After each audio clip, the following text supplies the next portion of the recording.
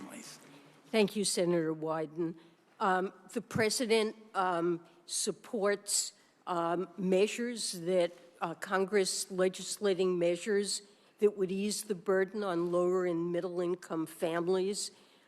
This would involve, for example, continuation of the child tax credit, lowering the cost of prescription drugs,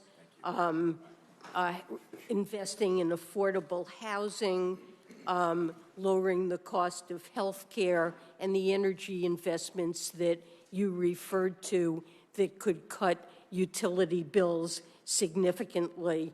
And he would pay for those proposals fully, and more than fully, the President believes we should have deficit reduction.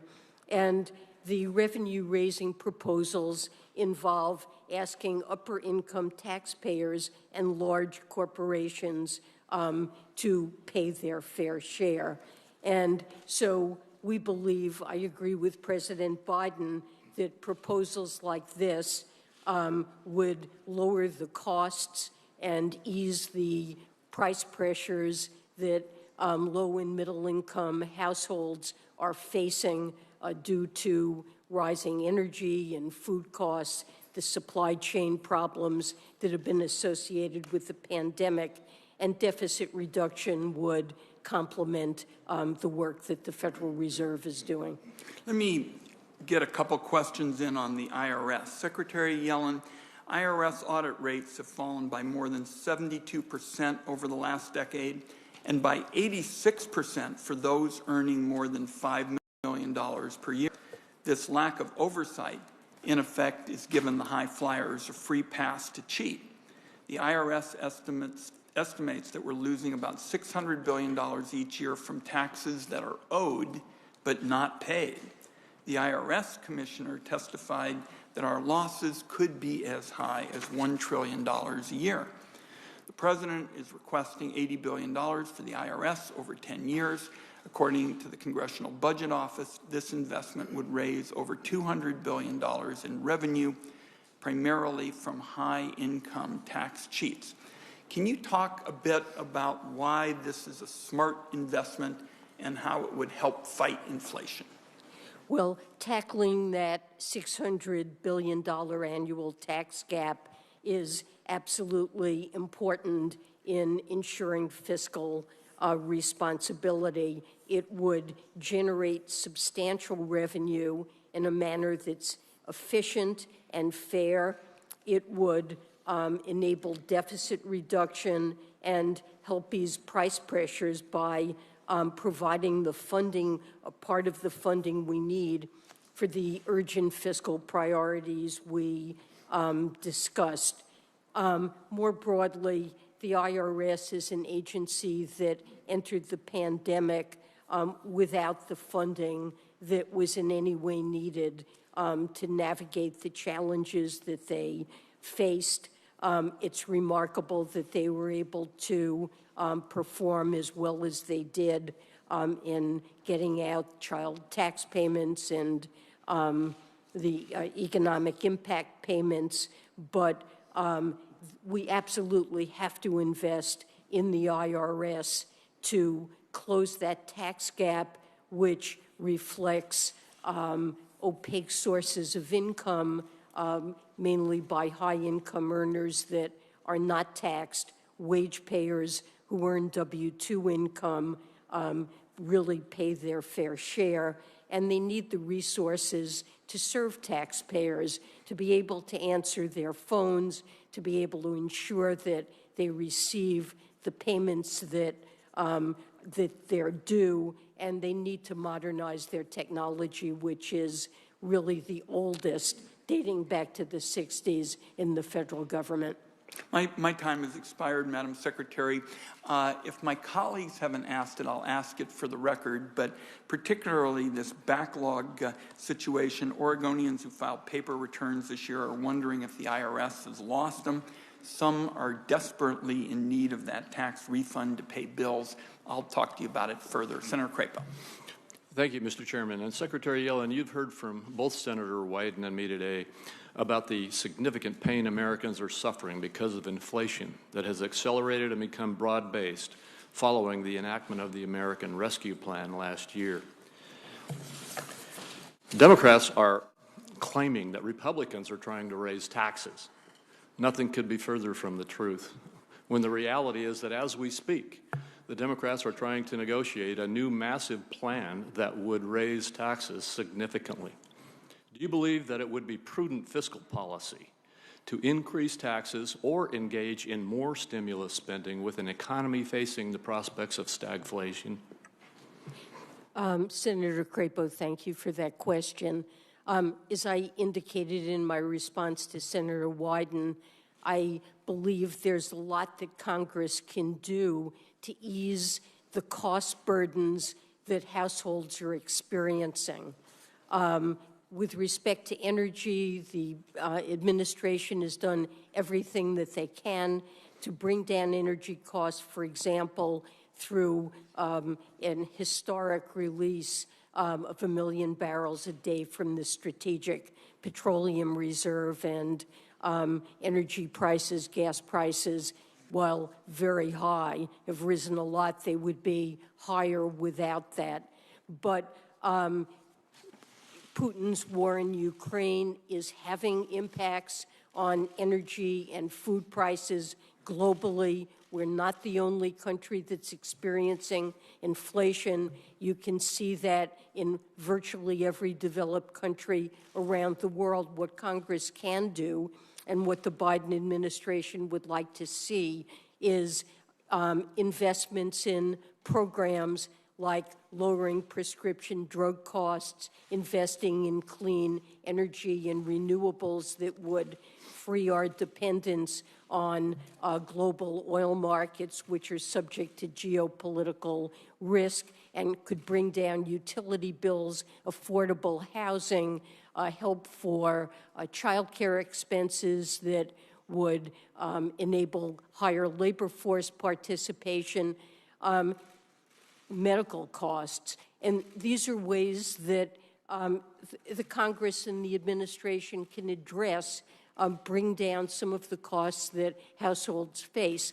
And it's appropriate to pay for it, or more than pay for it, to have deficit reduction. We're supportive of deficit reduction and think that asking high-income taxpayers and corporations to pay their fair share is the right way to finance those investments. No, and what I heard fair. you say is that it is okay to raise taxes right now and that it is proper to have more stimulus spending to deal with this crisis. I just have to say I disagree with you on that.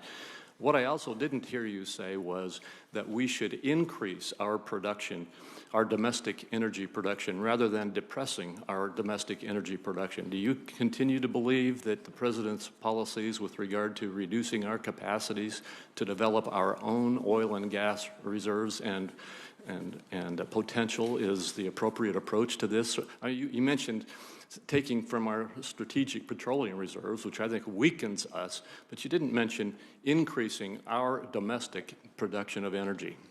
Well, oil production in the United States fell during the pandemic. I think that oil producers didn't anticipate the strength of the recovery and the fact that oil prices would recover. And they certainly do have incentives now to increase oil production.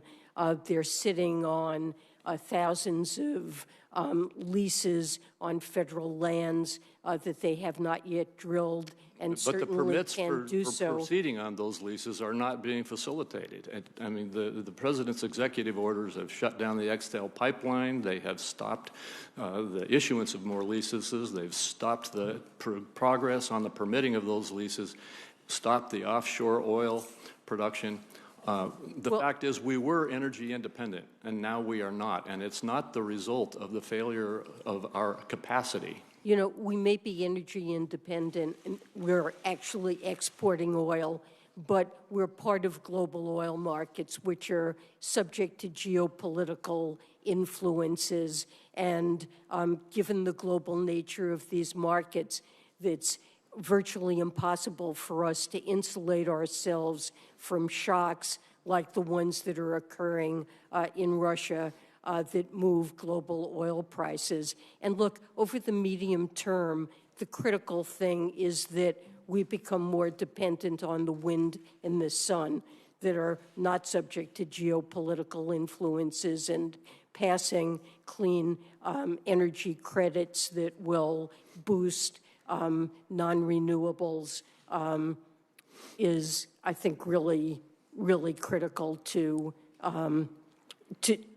addressing climate change and our energy costs for households Well, going Madam Secretary, forward. my time has expired, but I wanted to get into the OECD information, and maybe either in this hearing or following, we will be able to have the opportunity to discuss the fact that there are serious concerns about the impact on our economy of those changes that are being negotiated by Treasury.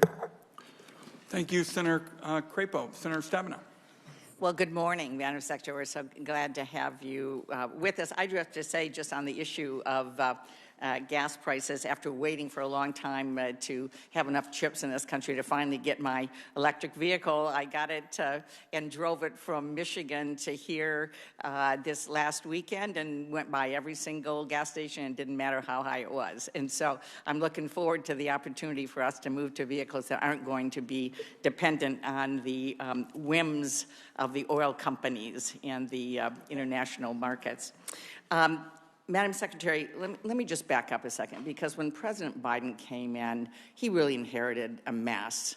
And the reality is that even starting with the deficit, that 30% of all the publicly held debt in the country was created during 4 years of President Trump, including the largest tax cut for rich people and corporations. And so huge, and thank you for bringing that down. That deficit is now coming down faster even than we would have hoped. But there was no system for distributing vaccines. Children weren't in school. We didn't have testing, let alone home testing. We didn't have medicines. I mean, small businesses and restaurants and theaters, everyone worried about, were we going to be able to save lives and get through this? The good news is we did. And a big piece of that was what was done in the American Rescue Plan to make sure we have vaccines and could help children get back in school and help our restaurants and help people survive and so on. So I want to just reiterate the fact that based on all of that effort, we've seen the U.S. add 8.7 million jobs since President Biden took office, including 545,000 manufacturing jobs, which I'm particularly excited about. Business investment up 20%, more small business applications in 2021 than in any previous year. So that's good news. Here's the challenge that we know, and which we're all talking about now. Despite all this great news, when you have a global supply chain, and we're not getting enough of those chips for automobiles, and we have consolidation in the food industry, and we have all these other issues, people have more savings, they want to buy things, but the things aren't there to buy. And that's supply chain breakdowns, and that leads to inflation, which is where we are right now, which is what we're all talking about, which is very real for everyone. I mean, the exact story is different in different parts of the economy, but the bottom line is that people have more savings to buy things, not enough things to buy, prices go up, and so here we are. You didn't create that, President Biden didn't, we didn't. It was the result of what has happened in this global economy, frankly, that I think we need to rectify by bringing jobs home, making more things in America and so on, which I appreciate the Biden administration doing. So if you could just take a moment to speak a little bit more about what you believe we need to be doing in Congress to help bring those prices down. It's great political theater to point and just say, oh, prices are up. And my reaction is, duh, they're up for everybody. The question is, what are we going to do about it? And that's going to take bipartisan support to get that done. So could you talk a little bit more about what we should be doing to help bring those prices down?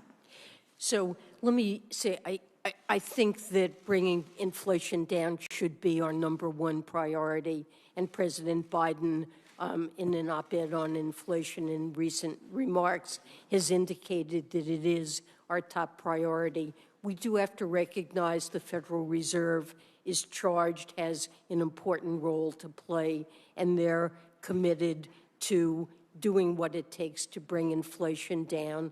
And President Biden is strongly supportive of the independence of the Fed and getting out of the way and giving them the room to do what they need to do. I think we can complement that by deficit reduction. But beyond that, the president has done what we can to address supply chain challenges. And as discussed with Senator Wyden, Chair Wyden, that I believe Congress, the president believes Congress can do a lot to mitigate some of the most important and burdensome costs that households face, whether it's that they can't find affordable housing, that prescription drug prices are too high, and we can address that while also raising revenue for the government, whether it's high health care costs or high energy costs, by making the investments in renewables that are necessary to bring down utility bills and shield us from geopolitical developments that provide shocks to our economy. These are things that Congress can do, and in the course of doing that, we'll expand the supply side of our economy because while we know private investment is one important investment we need to make to improve the economy's potential, there are others. Infrastructure, investment in people, in education, in training, investment in child care and early childhood education, elder care that would enable greater labor force participation. All of that could help to bring down inflation and lead to strong, sustainable, stable growth. Thank you. Thank you, Senator Stabenow. Our next three will be Senator Grassley, Senator Cantwell, and Senator Portman. I believe Senator Grassley is coming back. Senator Cantwell. Thank you. Thank you, Madam Secretary. Thank you for your statement, particularly about inflation and trying to tackle those issues. I certainly believe that if we work together in a bipartisan fashion now, there are things that we can do on all those sectors that you mentioned. I think the information age is giving us data and information, for example, on PBMs or on transparency in oil markets and various things. But one I wanted to ask you specifically about is this issue of a chip semiconductor shortage. The fact that we basically now see a 40% increase in the price of used cars. Our colleague here just said she's buying and getting access to a new electric vehicle, but so many more Americans, the price of everything has gone up. We have our trucking industry saying that they can't even ship built trucks because they don't have the chips to put into the trucks. So every aspect of our economy is now more expensive just because shipping costs are going up. And so we are trying to send a price signal in a competition innovation bill to get America's investments in semiconductors up to a level that will show people that we are going to have a domestic supply and that we are going to be on the cutting edge of the next generation of chips, while also dealing with the legacy shortage that exists in automobiles. The problem is our colleagues here don't understand the international competition and how fast they're moving to make the same investments. How critical is it that do you think that we get this done in this work period, you know, to show otherwise are we losing a much bigger race than just this challenge of inflation? It is very important, I think, to pass USICA and to make the investments in semiconductors that will keep the United States in the lead in this critically important industry, and to make sure we have the capacity to produce advanced chips at home. I think this is a national security issue as well as an economic issue, and I think USICA is a very important bill that I would very much like to see passed. We found ourselves in an almost unimaginable situation where the pandemic resulted in such an explosion of demand for chips globally as people switched increasingly to digital work and communications that our auto factories found themselves unable to get the chips. And so here you have something that's caused a significant piece of the inflation we face that really results from structural shifts induced by the pandemic and insufficient capacity at home to build semiconductors. So I think this is a critically important investment. So you're just to be clear on that point, you're saying the chip shortage has added to our inflation woes? And Absolutely. Look, I believe about a third of U.S. inflation is new and used cars, and manufacturers have been forced to actually cut production of cars when they face absolutely record demand for those vehicles, and it is all due to a shortage of semiconductors.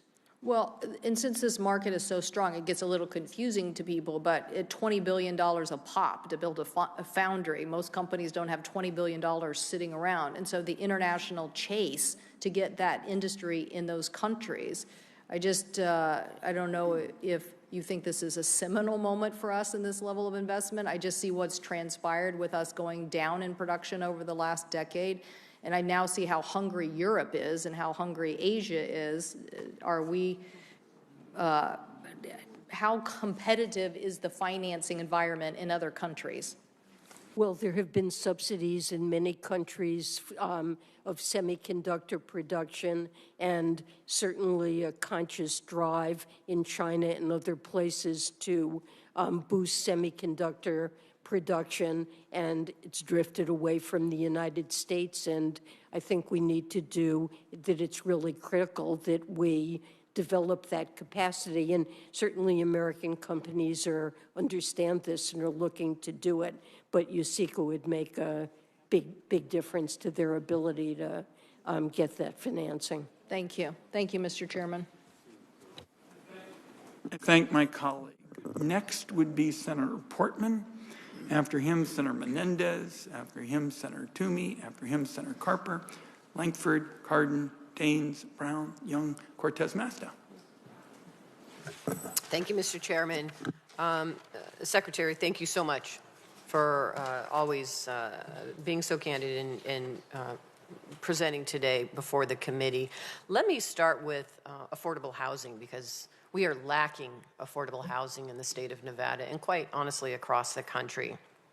I do know that the state and local fiscal relief funds that were provided in the American Rescue Plan provided states with the ability to make a historic investment in desperately needed affordable housing in communities across our country.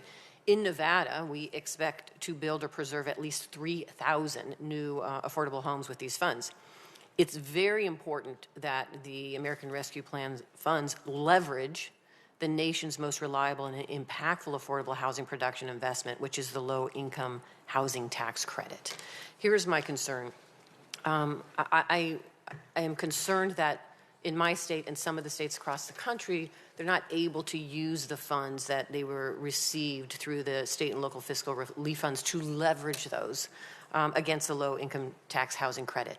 So my hope is that the administration, and particularly Treasury Department, will help us clarify to those states that how those funds can be used for that leverage. And I'm curious your thoughts on that process. Well, we are absolutely encouraging the state and local relief funds to be used for affordable housing.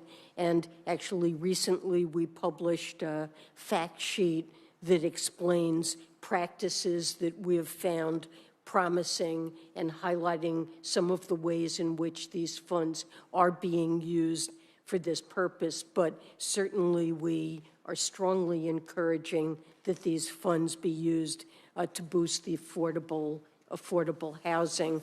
I mean, on the low-income housing tax credit, I know there's been an issue around average income regulations, and that was something that Congress intended to provide flexibility to entities that use that credit. And it is our highest priority for our tax team to make sure that those regulations capture that flexibility. Thank you. I am hearing just in my state that by aligning the low-income housing tax credit with state and local fiscal relief funds, that's the difference between building 3,000 units and 8,000 units in my state. So I have introduced the Lifeline Act, and what this bill really does, it allows state and localities to loan the state and local fiscal relief funds to the low-income housing tax credit projects.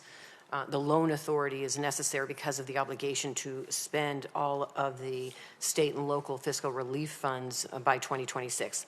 That's my first priority, to pass that. As you can see, there is a challenge in getting both sides, Republicans, Democrats, on board essential legislation to lower costs for families, unfortunately. So my next ask is that I am hopeful that the Treasury Department clarifies in its final rule and it allows those types of loans, whether they're blended loans or grants to nonprofits that provide loans, just clarifying through your rules that those funds can be used in that way. That will help us build these more affordable homes in my state and across the country. I'd be happy to work with you on that, and I'll make sure that my staff is in touch with yours to make sure that we're addressing that. Thank you. I appreciate that. Let me jump to Social Security Administration. I appreciated the recognition in the budget of the challenges faced by many individuals in accessing Social Security Administration services. Communities are still reeling from the public health and the economic impacts of the pandemic, and in many cases, the services and supports that the Social Security Administration provides are key to helping individuals recover. Can you talk through the investment in the Social Security Administration that you've proposed in the budget, and how will they help folks access their earned benefits when they need them? So I know that that's the purpose of those investments. I'll need to get back to you on details.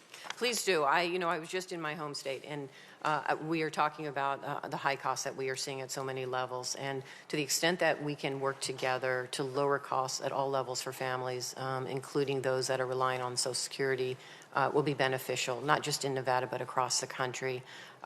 Secretary, thank you again for being here. Thank you, Senator. Thank my colleague. I'm very interested in working with her on these housing issues. That is so crucial. Senator Toomey's next.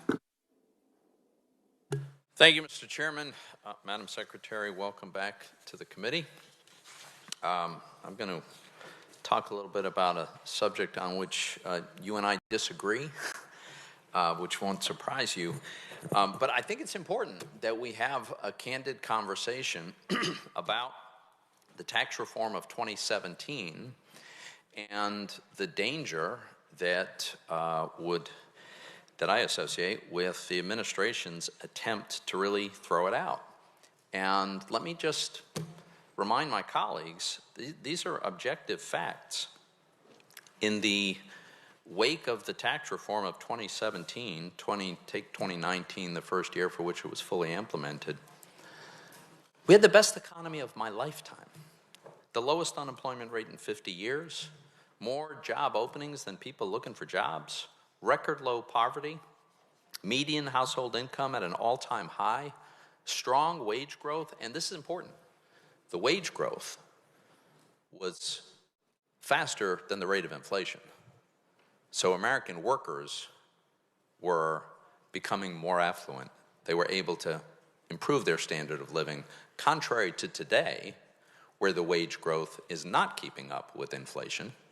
And so today's workers are falling further and further behind under the current economic circumstances.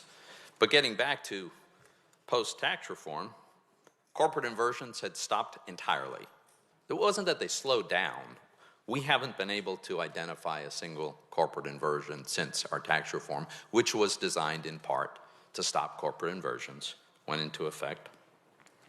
There's also the shift in the tax burden, which, contrary to what some of our colleagues like to suggest, the 2017 tax reform shifted the tax burden even more to higher income people.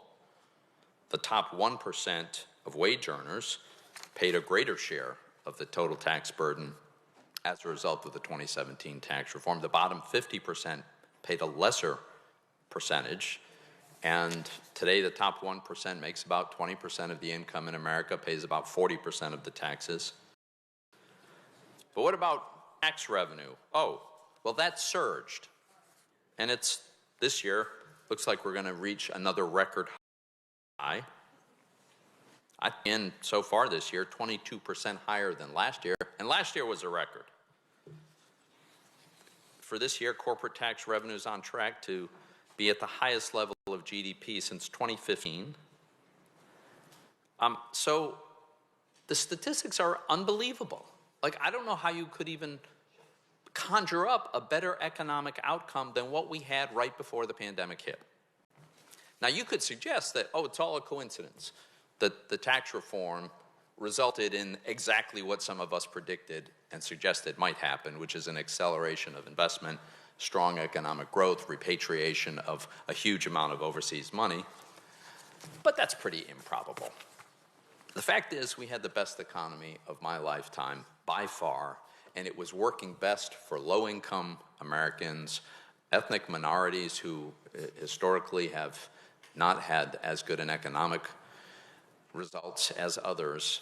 And so the Biden administration comes along and says, let's look at all this data and let's throw out the tax reform. It's unbelievable. But my understanding is that apparently is still on the table out of, in part, this concern that if we don't do this two-pillar tax reform, I know you've negotiated, Madam Secretary, we have the, what you characterize as a race to the bottom, which to me is competition among countries to have an attractive environment for investment. Frankly, I think we should be looking to win that race, not to prevent the race from taking place. But I understand that we've got this negotiation. What we haven't seen is how this gets implemented. So 2 quick questions, and then I'll let you respond.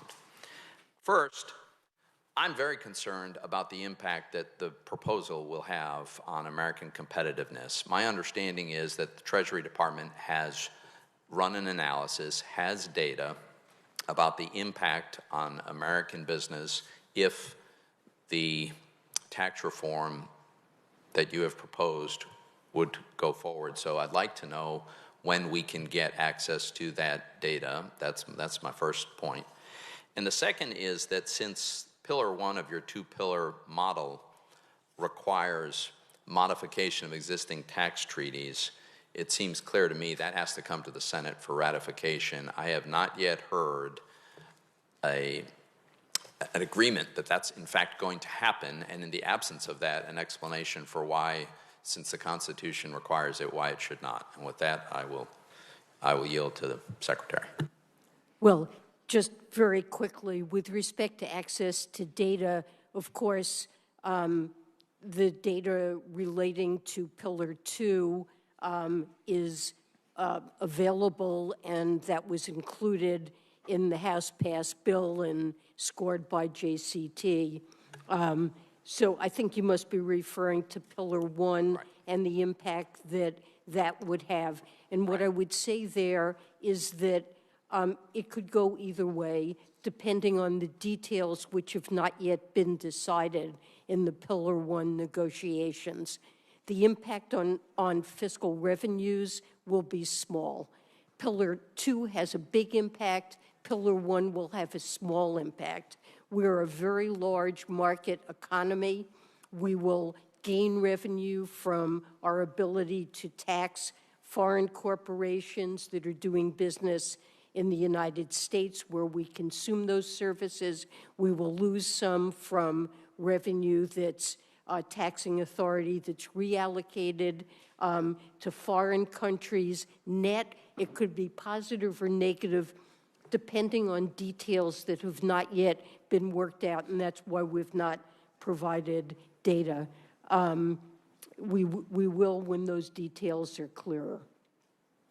And the ratification process? And the ratification requires Congress's approval. I think there's no doubt about it, but the form that needs to take is still to be determined. Thank you, Mr. Chairman. Thank my colleague. Just So we're clear, one of the first things we stated at the outset is we've got Senate Republicans now proposing to increase taxes on 75 million middle-class families by almost $1,500 this year alone, and on nearly half of small business owners. Senator Carper. Thanks, Mr. Chairman. Madam Secretary, welcome. Very nice to see you. Thank you for your extraordinary service over the years. Madam Secretary, I don't know what you were doing when you were 29 years old. I was elected state treasurer of Delaware, and we had the worst credit rating in the country. We were dead last. I think we were tied with Puerto Rico, actually. We had no pension fund. We had no cash management system. We had no cash. And I got to be state treasurer. I've been a vocal advocate for a fair and well-functioning tax system ever since that day, and I still am. One way to achieve this goal is by making sure that the taxpayers don't have to jump through hoops to file their taxes. The IRS Free File program was established, as you know, for this very purpose, to help low and middle-income families file their taxes easily and without unnecessary fees. However, the program has not lived up to its potential, as you know. In recent years, Free File has faced a number of challenges. They include the withdrawal from the program of major providers, deceptive marketing from providers, and a low participation rate among eligible taxpayers. A recent GAO report, one that I actually requested, recommends that the IRS work with relevant stakeholders to develop additional options for free online filing of tax returns. My question is this: what steps should we here in the Congress and the IRS take to improve accessible and affordable tax filing options for the American people? So let me say that I totally agree with you that filing taxes can be costly, complicated, and time-consuming for American families. And there's a study that shows it takes 17 hours on average and costs about $230 to complete a tax return. And it's very worthwhile, and we are exploring options to reduce these burdens. On top of that, I'd like to add what's also important for American families is to be able to access payments that they're entitled to, whether it's the EITC or child tax credits or economic impact payments. That's another way in which they interact with the IRS, and it's important that we make tools available that make that easy and get those payments to the families that are entitled to them. But, you know, the fundamental problem we have here is that the IRS is just horrendously under-resourced. I think it's miraculous that Would you say that again? Say that one, that bears repeating. Just say it again. The IRS is horrendously under-resourced. It has fewer staff than it had, I believe, 40 years ago. And our economy has grown in size. It's operating with technology from the 1960s, using a programming language that is archaic and is no longer taught in any school in the country. And it doesn't have the resources it needs.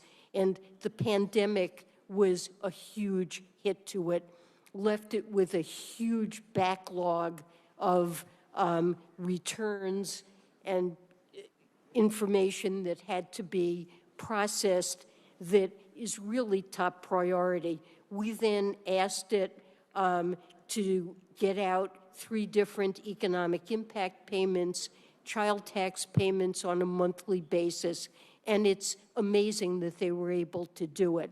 So I think this is important. We're looking at it. I agree this is something that the IRS needs to do. But if we want to ask it to do these things, given all the other burdens, we really have to, and I think it should be very high priority for Congress to give the IRS the resources it needs, not to mention closing the tax gap. I'm Tom Carper, and I approve this message. Thank you. Thank you, Senator. One second question, short one. Secretary Yellen, how can common sense reforms to estate and gift taxes make our tax code fair and more fiscally responsible? I believe there are loopholes there that should be closed. We put out a number of proposals relating to estate and gift taxation in the Green Book, and we're exploring ideas where we believe that we can curtail some techniques that are used that we can do under existing authority. Agree with you. That's an area to be scrutinized carefully. I'm going to ask you to respond more fully in writing, but thank you for that initial response. And again, thank you for joining us today and for your work. Thank you, Senator Carper. Senator Langford's next. Mr. Chairman, thank you. Secretary Yellen, thanks for being here as well on it. This morning, I actually sent over a letter to you just because it is the 1-year anniversary of the ProPublica release, actually. And the challenge that we have is getting information about taxpayer information and how it is kept secure. We have asked for just a hearing, just a briefing, just to be able to sit down with you and your team and say, how is taxpayer information being protected? What has changed in this time period? We're not asking for the specific 6103 information. We're not trying to get into the specifics of what's out there with ProPublica. We know there's an investigation. But at the 1-year anniversary, we just want a yes or no answer. Can we get a briefing with you and with your team on how taxpayer information is now being protected and what's changed? I will certainly ask my team about that and have them get back to you, and we'll try to arrange something. Let me just say, it is very high priority. Look, disclosure of confidential government information is illegal. It's something we take very seriously. There are procedures and controls in place. We're just a year into it, and we haven't gotten any information on what's actually happened. So we've heard that, but we just don't know what's actually happening behind the scenes. We just continue to hear and see information leaked out over and over again. So we want to get as much information as we can on it and what's being done, how things have changed. Absolutely. I don't think that there's information that's being leaked out over and over again. If there is, I'm certainly not aware of it. Well, thank you. We'll follow up on that. We would like that briefing time on the OECD question on this. This is a challenge for us as we're just trying to keep flow of information as well of what's actually happening on it. In this case, I'm going to show you a map real quick. In this case, we've got an American company. This American company has done everything we've asked them to do based on tax policy. Their jobs are here. Their intellectual property is here. Their research and development is all being done here. They've done all that according to our tax code that Congress has passed to incentivize that. Now, all these countries in the dark blue will have leverage over those American companies that are following our tax law to be able to determine how much they're going to now pay overseas. So if China or the UK gives a subsidy instead of actually having R&D credits on it, then suddenly these American companies following American law are now going to pay more. So our concern on this OECD agreement that's happening is it seems to be structured to incentivize companies to move their IP internationally or to move their R&D internationally. That would allow them to be able to balance out their tax portfolio. Help me understand where I'm wrong on this. I don't understand that. I mean, we are the only country that imposes any minimum tax on the foreign earnings of our multinational corporations. It's currently at 10.5%, but on a blended rather than country-by-country basis. No other country does this, and what this global deal is going to do is to force every other country around the world that signed up, 137 countries that have signed this agreement, to impose a minimum tax on their corporations, on their overseas earnings of at least 15%. But our understanding of this is they'll impose that 15% minimum, and then they'll actually take out things like their subsidies, where our credits that have been passed in law won't count on that, but their subsidies will. Many of our credits will count on that. But their subsidies won't, yeah. Well, it's structured so that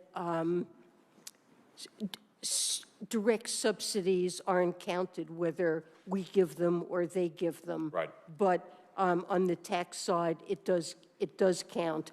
But we certainly would work with Congress to make sure that the benefits that Congress intended, the business credits, are structured so that they will be available.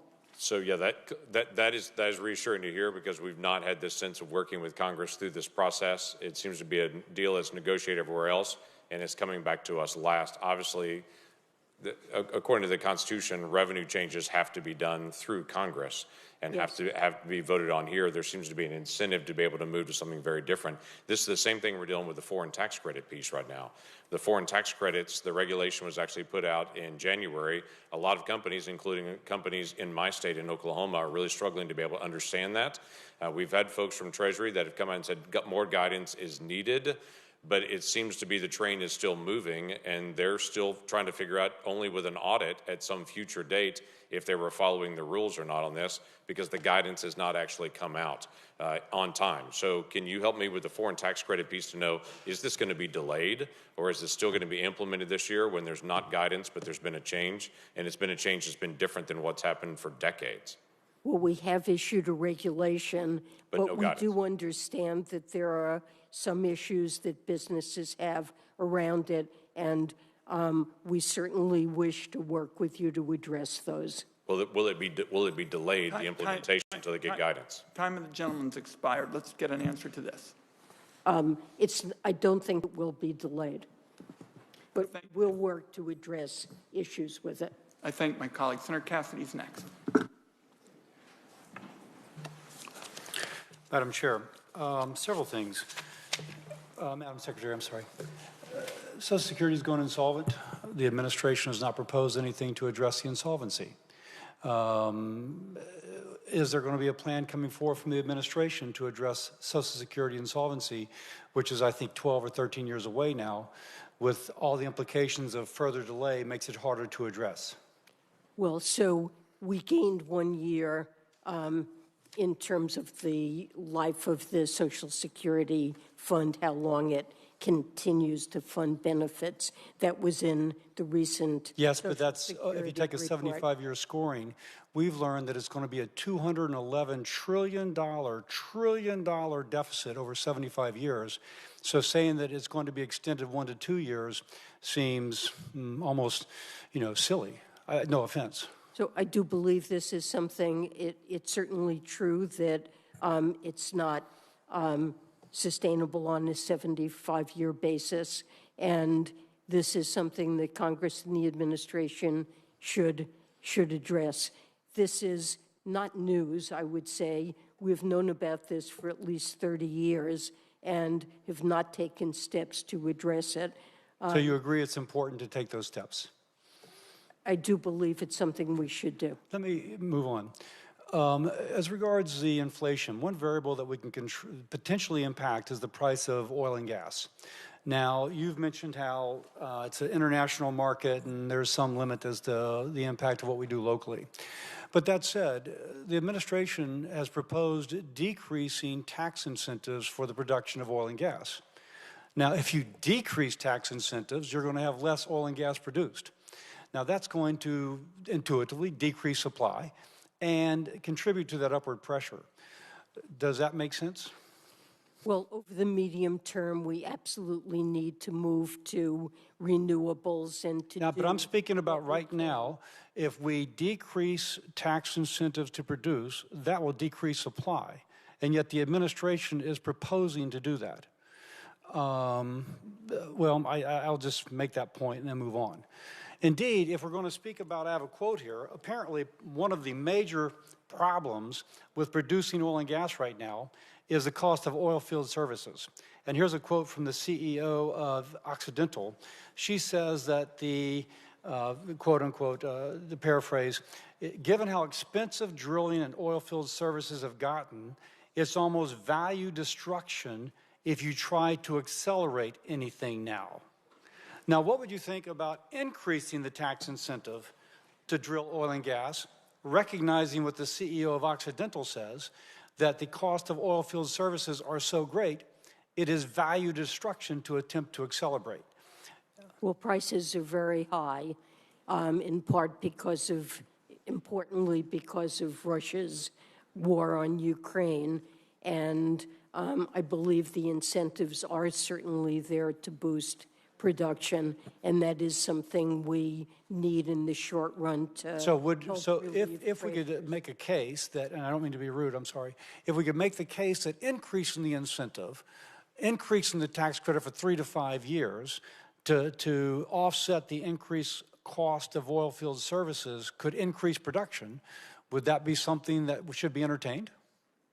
Well, look, I think it's profitable as it is. Prices have gone up a lot, and that helps to offset those costs to help oil companies cover them. And so the price system is working and provides incentives. Now, what we're trying to do is lower the cost. Well, let me just move on.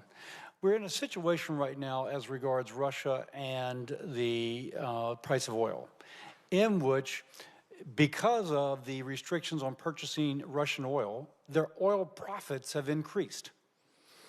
So they're selling less, but at a higher price. To say one more time, Russia now makes more money from oil and gas sales than it did before we began to apply sanctions.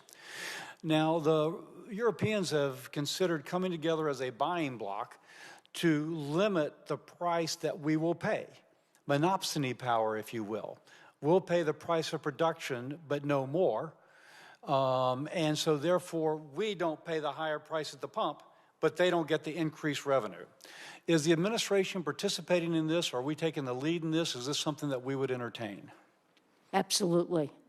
Our objective is So absolutely, we are involved in discussions to come up with a buyer's block that will not pay Yes. more than X amount? Yes, we are. Can you give a kind of assessment of where those negotiations are?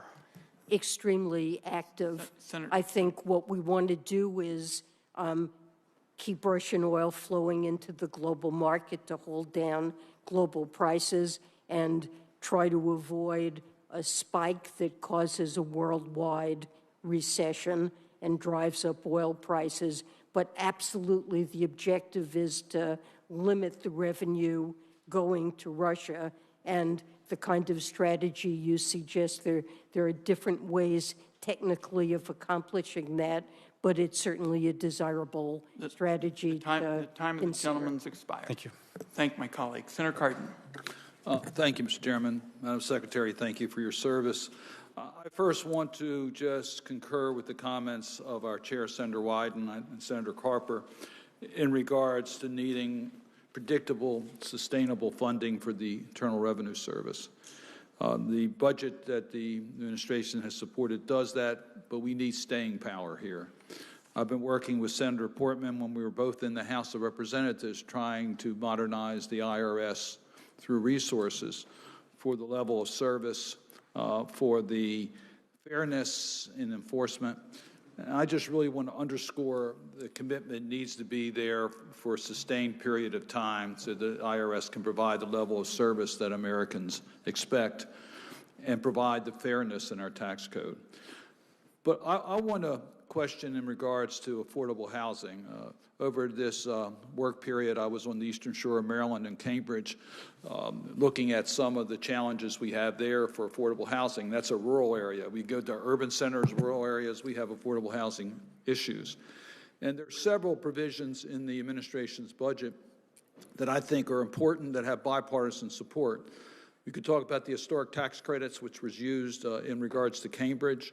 We can talk about the new market tax credits. Senator Blunt and I have introduced legislation that would extend and make permanent the new market tax credits. Low-income housing tax credits has been an issue that we've had bipartisan support. But I want to concentrate, if I might, on the Neighborhood Home Reinvestment Act that Senator Portman and I have introduced, that's in the administration's budget, that deals with the appraisal gap. There are neighborhoods in which you cannot refurbish homes because the market price makes it impossible to put that investment in. And the Neighborhood Home Reinvestment Act deals with that appraisal gap by providing a credit so that we can have a larger stock of affordable housing in communities that today are being neglected. So can you just share with the committee the priority of this administration in regards to affordable housing and specifically the Neighborhood Home Investment Act? Well, we're certainly supportive of that. And affordable housing, I think, is one of the most serious and growing challenges we face in this country. And the administration is trying to think of everything we really can to promote the building of affordable housing, the low-income housing tax credit, the New Markets Initiative, and other things that the administration can do internally to try to promote affordable housing. I would just underscore, as we talk about American families struggling today because of increasing pricing, housing is one of the key areas. We know we have a tremendous shortage. So I just hope that you would put a real priority on it. We have bipartisan support. We need not only for your support, but your active engagement in order to get this to the finish line, because we have strong support on this committee, and I hope that we'll see it in one of the tax bills that make it to the President's desk for signature. I want to talk about another tax issue that is moving in Congress. The House has taken action on retirement security, a pretty comprehensive bill. Our chairman and ranking member, Chairman Wyden and ranking member Crapo, are bringing all of us together in regards to retirement security. I've worked with Senator Portman for many years on these issues, and we're looking at how we can get people who have saved too little adequate incentives to save, help for small businesses to create saving opportunities for their employees, provide more certainty and flexibility for Americans in the retirement years. All of those are areas that I think are not controversial. They're bipartisan. But once again, if we're going to be able to have that three-leg stool for retirement security, Social Security, private savings, and retirement, we need to strengthen our retirement security tax laws. We need your push here to get to the finish line, because there's a lot of stakeholders, a lot of interest groups, and we've got to come together in a relatively short period of time in order to get a bill passed. Is the administration willing to help us get a retirement security bill to the finish line? We certainly look forward to working with you on it, and our staffs can talk to one another about what's needed. We're certainly glad to work with you on that. Well, I appreciate that. We're going to need some priorities here from the administration to help us.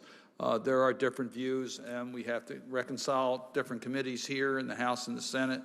I know there's a lot on your plate, but I would urge you to give this a high priority. Thank you, Mr. Chairman. Thank you, Senator. Thank you, Senator Cardin, and Senator Crapo and I are going to give the retirement bill a very high priority. Good work. Senator Portman's next.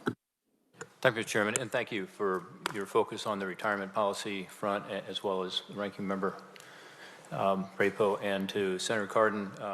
Thank you for asking the question. I appreciate your willingness to continue to provide technical assistance to us and get through this. This is one of the great bipartisan opportunities we have that actually help the people we represent at a time when people's savings are under more and more stress, and during COVID, a lot of people took money out of their savings.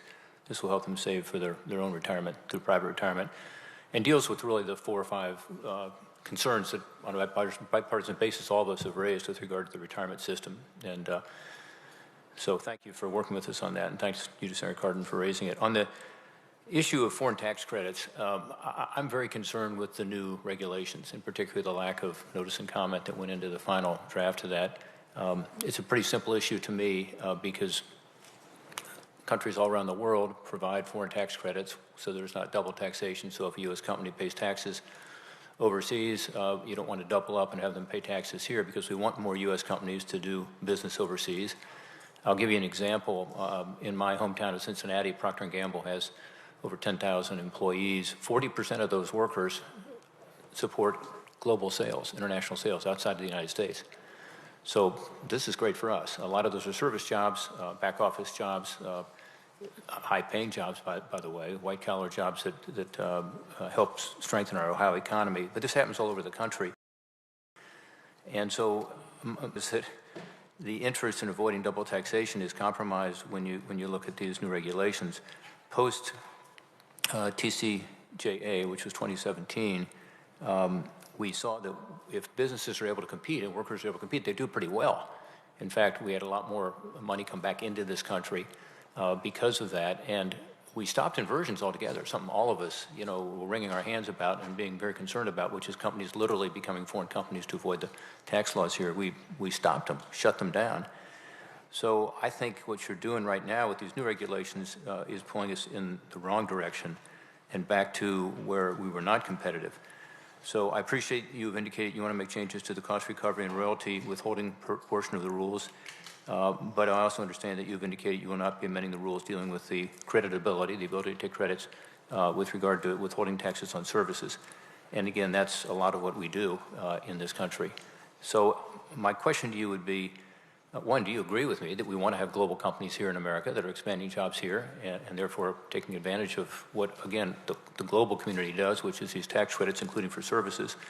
Or are we just on a different philosophical plane here? If so, that'd be helpful to know. And second, would you be willing to take a look at these regulations as they relate to services in particular to help protect jobs here and look at particularly further modifications for withholding taxes on services?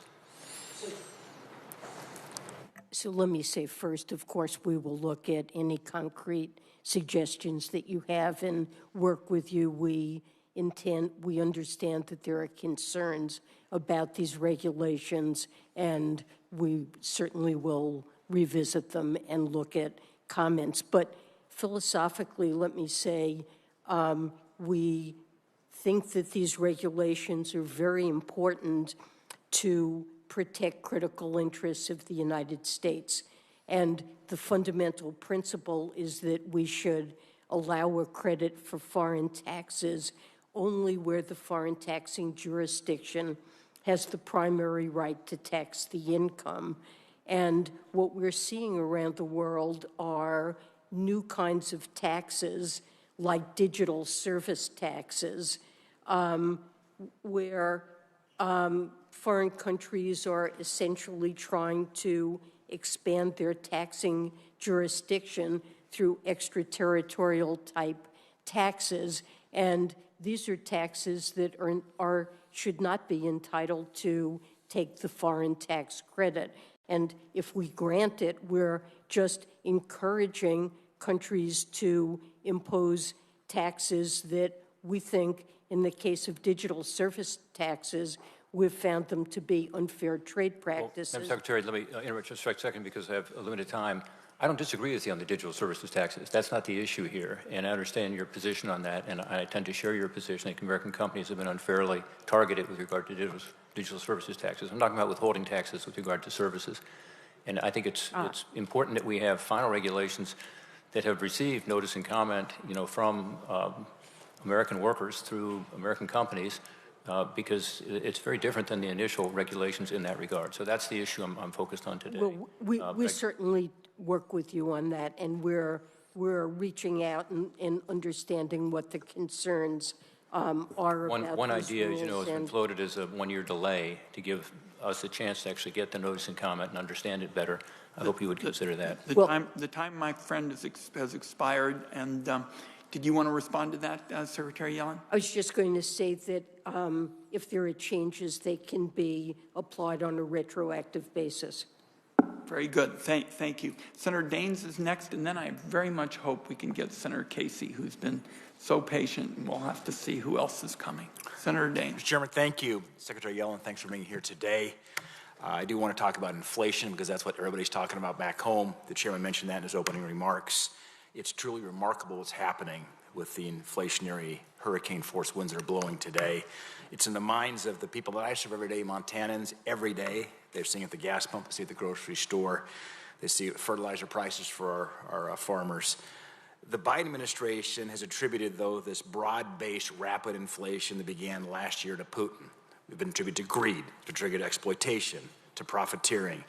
The one thing we've not heard the administration say is that there may have been a contributing factor with the $1.9 trillion spending package that was passed in March of 2021 by this Congress, that we were calling out the concerns of the inflationary pressures it would create in the economy.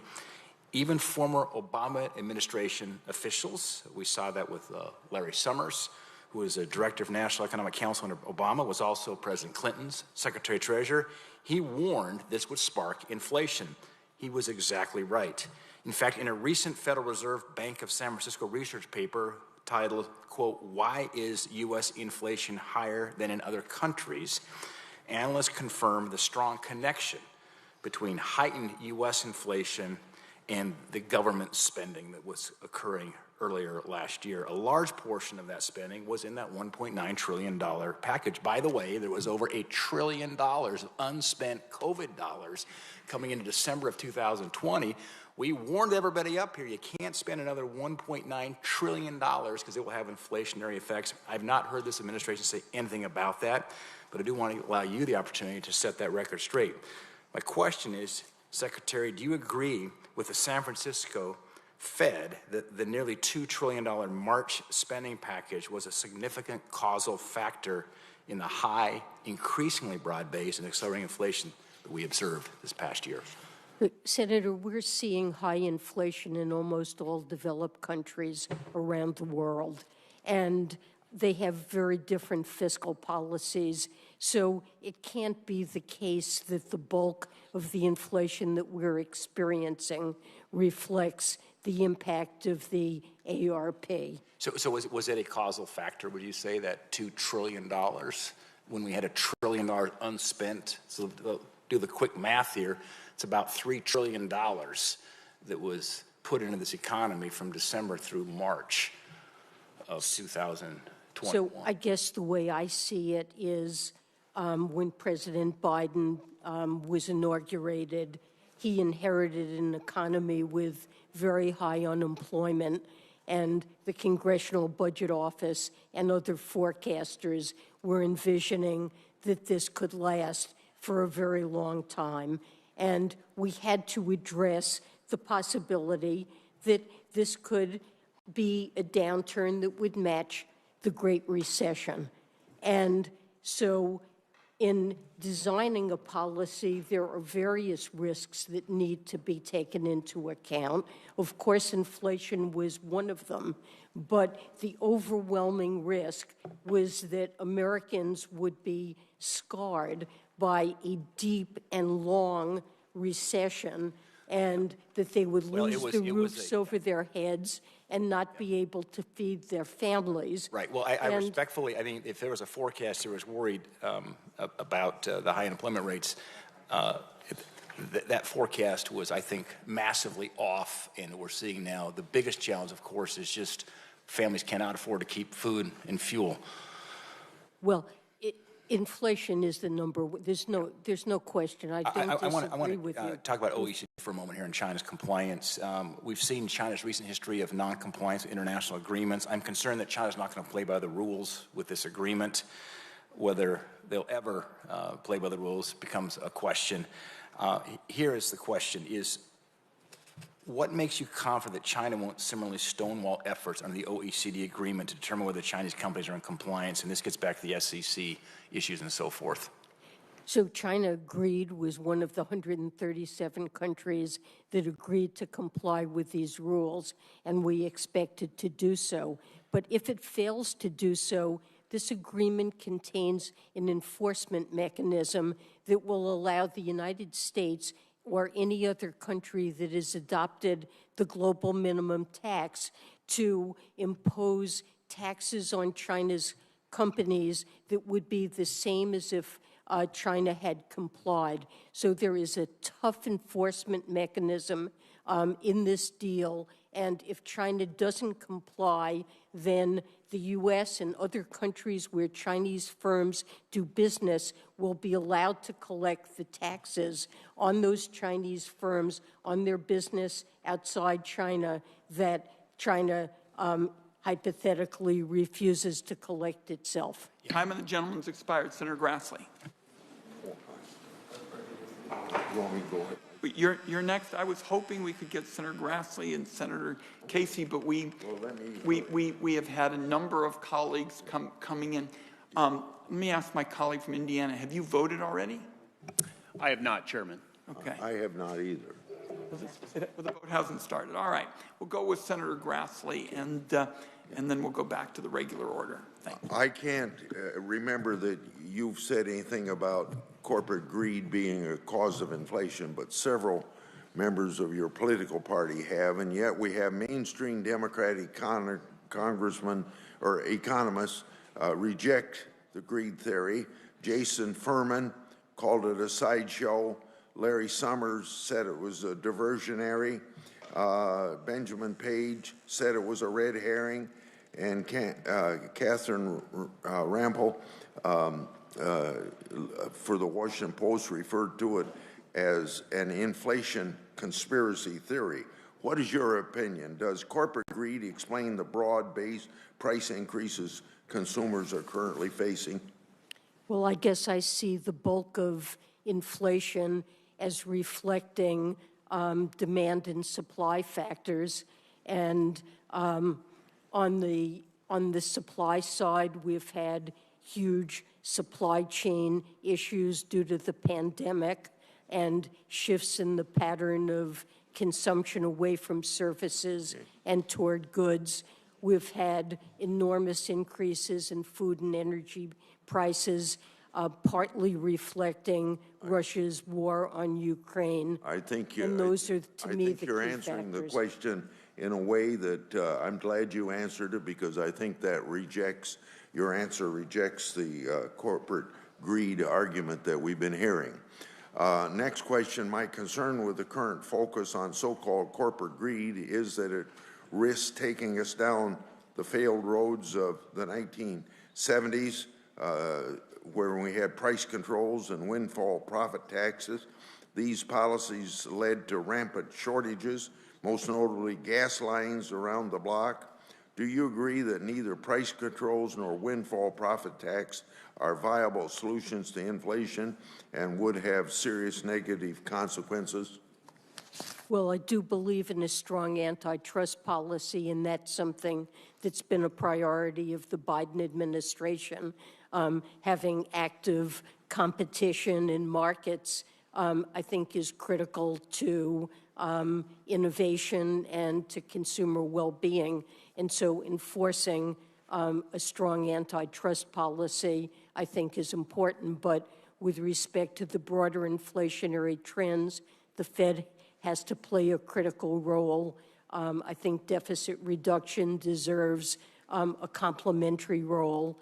And we've discussed earlier in this hearing ways in which Congress can bring down many of the costs, possibly not food and energy, but costs that are really burdening American households, whether it's prescription drugs, the lack of affordable housing.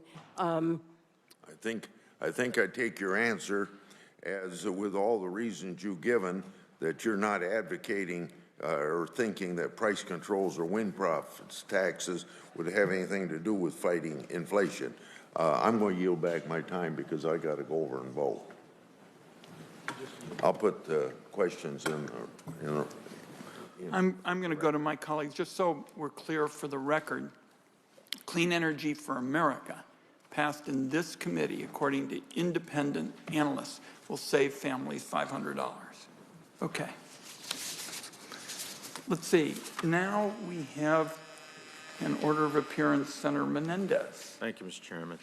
Madam Secretary, our country is suffering from a mass shooting epidemic. This year alone, there have been more mass shootings than days in the year. 22 schools have come under gunfire already this year, including Robb Elementary School in Uvalde, Texas, where 19 children were killed in cold blood in their classroom along with 2 teachers by an assault rifle. According to the Washington Post, more than 311,000 children at 331 schools have experienced gun violence at school since the 1999 Columbine shooting.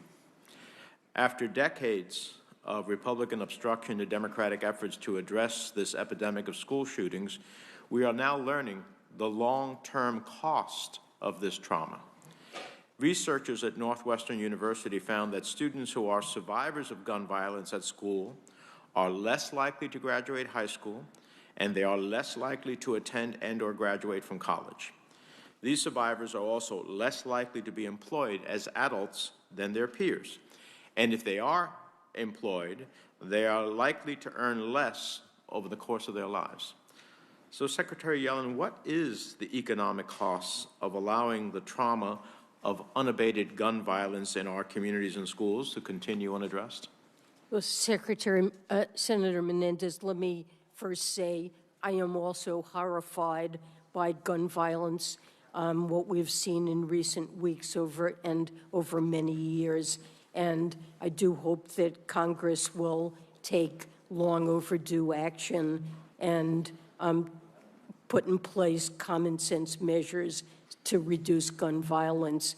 I'm not an expert at all on the psychological impact of gun violence on student learning or human capital accumulation, but and I'm not knowledgeable of the study that you mentioned, but I do know that there is a large literature in economics that documents that events that take place in early life in childhood can have a lifelong impact on life outcomes, on labor market outcomes, on psychological well-being.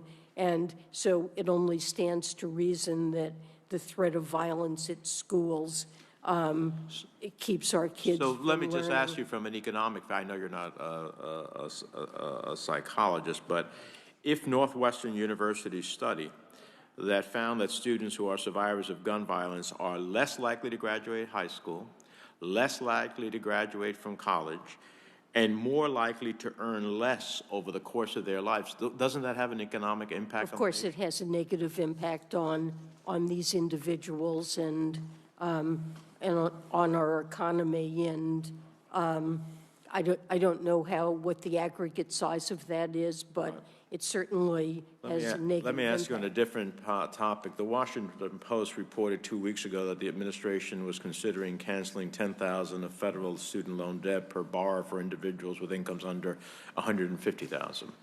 The same article stated that, quote, it was unclear whether the administration will simultaneously require interest and payments to resume at the end of August when the current pause is scheduled to lapse.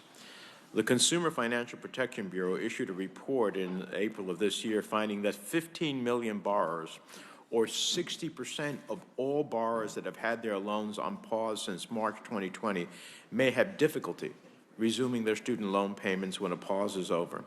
Are you concerned about the economic impact on borrowers if we turn student loan payments on prematurely? Well, look, this is something that the administration is weighing what the right policies are here, and we're in the middle of deliberations on it. It is a very important topic. Student debt has... If people are called upon to pay and cannot and default, that has a real consequence, as well as in their lives. It has a real consequence to our overall economy. That's why we've been urging the president to seriously consider loan forgiveness. Finally, a study published by the Washington Center for Equitable Growth found that over 118 million homes across the United States, Black and Hispanic homeowners face an average 10 to 13% higher property tax burden when compared to similarly situated white homeowners. Would you agree that our federal SALT deduction is an important tool to reduce the effects of regressive tax policy through property tax relief? I'm not aware of that study. I'll have a look at it, but that's something I need to look into. But on a broader proposition, if I give people property tax relief and I have a disproportionate number of the universe of property tax owners who ultimately face a greater consequence of higher burdens, then I would assume that helping them with that burden gives the type of relief that inures to the benefit not only of those families, but to communities as a whole.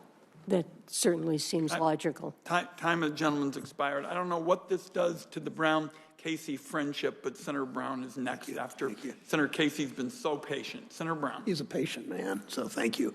One quick reference to Senator Grassley's comments about corporate greed.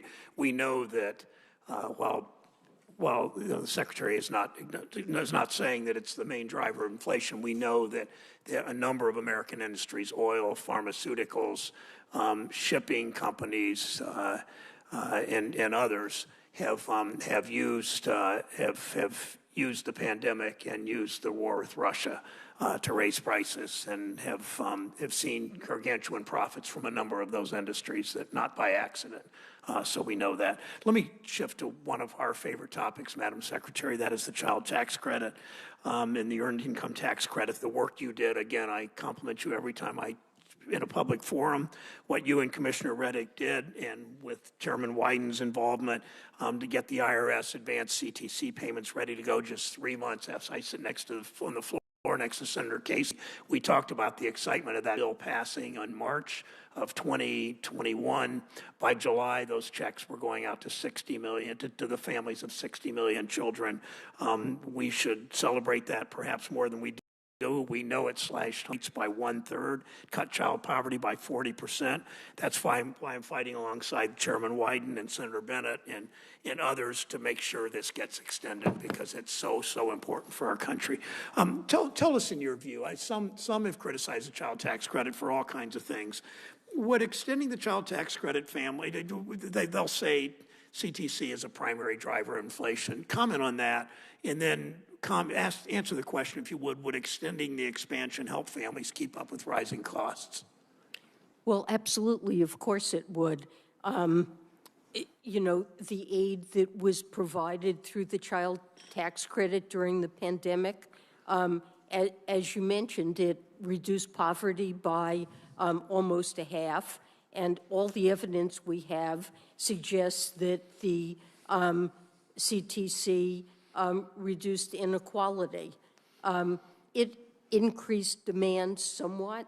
U.S. food consumption in 2021 was above the pre-pandemic level, but what that means is that families were using the additional resources that they got CTC to feed their children. Did it have some marginal impact on food prices? Possibly, but what's important is that fewer kids went hungry. And look, this is just not a significant factor, the child tax credit, in impacting inflation. There are a lot of things driving inflation. We've had multiple COVID variants when we early on expected the pandemic would ease and we would get back to life as normal.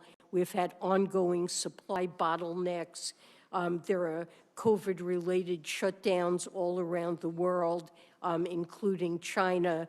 On food prices, Russia's invasion of Ukraine is having dramatic impact on food prices that has utterly nothing to do with the child tax credit. It was a relatively small expenditure.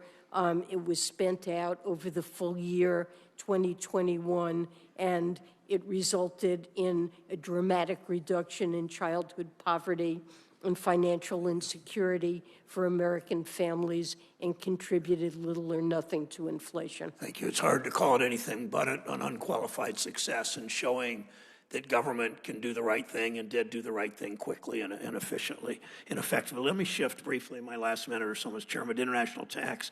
A year ago, I teamed up with the chairman, it was Senator Warner, on an international tax framework that would put Americans first, that would get rid of incentives in the tax code that reward companies for moving overseas and ensuring that multinational companies paid their fair share. You did a very good job rallying the rest of the world around a plan that would stop this global race to the bottom and put workers first. I commend you and your very apt team on that. Why is it important for Congress to take action this year in the international tax issue? Why would American workers be worse off than if the rest of the world moved forward and the U.S. was left out? Well, I think that this is an extremely important initiative. As one of the leading economy in the globe, and given that it's an initiative that we spearheaded, I believe we should do it. I think we need the revenues. It will raise considerable revenues. I think deficit reduction is important, but we also need revenues to spend on a wide array of programs that will, whether it's affordable housing or making health insurance more affordable, energy investments that will bring down utility bills over time. we need the revenue to support these investments and to support investments in people and making our economy more productive and lowering the burdens that households face. Thank you, Mr. Chairman. Thank you, Senator Brown, and thank you particularly with Senator Warner and I leading this effort. I thank you for it. Senator Casey. Mr. Chairman, thanks very much. I want to start, Secretary Yellen, by thanking you for your enduring commitment to public service, yet again taking on a tough job, and we're grateful for that and your presence here today and the work you've done. I want to thank the chairman and Senator Brown as well for the work they did to make it possible for us to have the child tax credit, the enhanced version of that in place. In my home state of Pennsylvania, 2.2 million families benefited from that reduction in poverty, and that reduction occurred as much in rural areas as it did in urban areas. So we're grateful for that. I wanted to talk to you about workers and ask you one or two questions about the tax code and workers. When you compare what the tax code has done as it relates most recently to workers compared to corporations, we know in 2017 the corporate rate went way down from 35 to 21. That 14-point drop was about $1.4 trillion over 10 years. But what is not talked about a lot is what workers lost in that tax bill. They lost their ability to deduct moving expenses when a job forces them to relocate. They also lost, if they're a member of a union, they lost the deduction for the cost of their union dues. Workers can't deduct the cost of their union dues, but corporations are still permitted to deduct the cost of running anti-union campaigns. This is both an insult to American workers and should be an insult to every American, but it's also an insult and I think in direct contravention of the 1935 National Labor Relations Act. Earlier this year, the President's Task Force on Worker Organizing and Empowerment spoke to these issues. I've got two bills, one bill to restore the tax deduction, but also another bill to crack down on union busting. Madam Secretary, I'd ask you to respond to this question. Do you agree that we need to restore and improve the union dues tax deduction that the 2017 tax bill took away and end the taxpayer subsidization of anti-union campaigns by corporations? I do, and let me say that we strongly support the work that the Worker Empowerment Task Force is doing. We look forward to working with you and other members of Congress to develop legislative provisions in support of that mission. Thanks very much. The last question I have is about the code again. In 2017, corporations had their rates cut by that 21%, as I mentioned. Business owners also got a 20% write-off on their personal taxes, but that same cut was not available to their workers. The IRS just reported by 2017 it had all but stopped auditing the taxes of wealthy private business owners. Less than 0.2% of pass-through businesses were audited in 2017. So while they were getting huge tax cuts, no one was checking to see if they were paying the taxes that they already owe. We know the EITC, the Earned Income Tax Credit recipients, were 5 times more likely to be audited than a pass-through business owner. Hard to comprehend that. So people making $40,000 or less, 5 times more likely to be audited. Madam Secretary, can you speak to the steps the administration has taken to make sure that wealthy business owners pay their fair share in taxes? I mean, it's an appalling set of statistics, Senator, that you recite there. We have an enormous tax gap. Workers who receive W-2 income pay what's owed. The error rates are absolutely tiny, and most of the tax gap has to do with high-income taxpayers, including those who benefit from pass-throughs, that have opaque sources of income we know less about, and the resources of the IRS have been cut to the point where they've largely cut back on the complicated audits, the ones that are harder of high-income taxpayers. And the fact that such a large share goes to audit the EITC is very unfair. I strongly urge Congress to approve the $80 billion that we've requested for the IRS to be able to to make sure that people are paying the taxes that are due. And it's very unfair to workers and lower-income households the way things work now. Thank you, Secretary Yellen. Senator Casey, you and the Secretary have just given a little teach-in about this double standard in America with respect to audits, and it's time to change it because everybody ought to be held accountable, and it's got to be done in a fair way. And the point you've made and the Secretary's made is that's not being done today to the expense of people of modest means. Senator Bennett. Thank you, Mr. Chairman. Thank you for holding the hearing and giving me the chance to ask questions. Secretary Yellen, thank you for your service and for being here today. Thank you. Speaking of horrible statistics, this country is 38th out of 41 industrialized countries in the world in terms of the scale of our childhood poverty. The poorest people living in the United States are our children, and for one brief shining moment, for 6 months, thanks to your efforts and the efforts of your employees at Treasury, we expanded the child tax credit based on the bill that I wrote with Senator Brown, cut childhood poverty in this country almost in half, benefited 90% of the kids in this country, reduced hunger in the United States by 25%. It's hard to think of anything, Mr. Chairman, that we've done here in generations that has made more of a difference for working families. And tragically, we let it expire. Now, there were people on the front end of this who said, this is a terrible idea, it's going to disincentivize people from working, people are going to use the money, for all kinds of illicit purposes. I can tell you, Madam Secretary, people spent the money in Colorado on their kids, and the list is long, from school supplies to lessons on instruments to back-to-school clothing. But the one thing everybody has in common, when I asked them what their experience was with the enhanced child tax credit, it is the amount of stress that it relieved from their family. Because after all, people in Colorado live in the same economy that this entire country lives in. It's an economy that for 50 years has worked really well for the top 10% of Americans and hasn't worked for anybody else. Washington's response over that period of time has actually been to make worse our income inequality by cutting taxes to the tune of about $8 trillion since 2001. Almost all the benefit of that went to the wealthiest people in the country.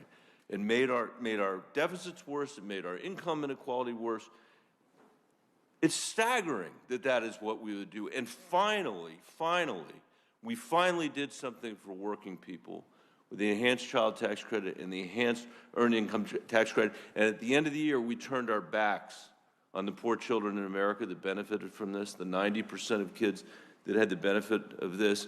I've been here year after year after year, Madam Secretary, at midnight on New Year's Eve or on Christmas Eve, when we didn't have any trouble extending tax cuts for the wealthiest people in this country. We didn't have any trouble extending tax cuts for the biggest corporations in America. But when we had actually lifted kids out of poverty, when all the studies that I have seen, and this is what I'm going to ask you about, Madam Secretary, all the studies that I have seen have demonstrated that the tax credit worked as it was intended and did not disincentivize anybody from working.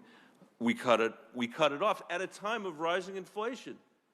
Families were getting $450 on average a month. And my understanding is that the inflation has caused about $300 a month of additional costs for families.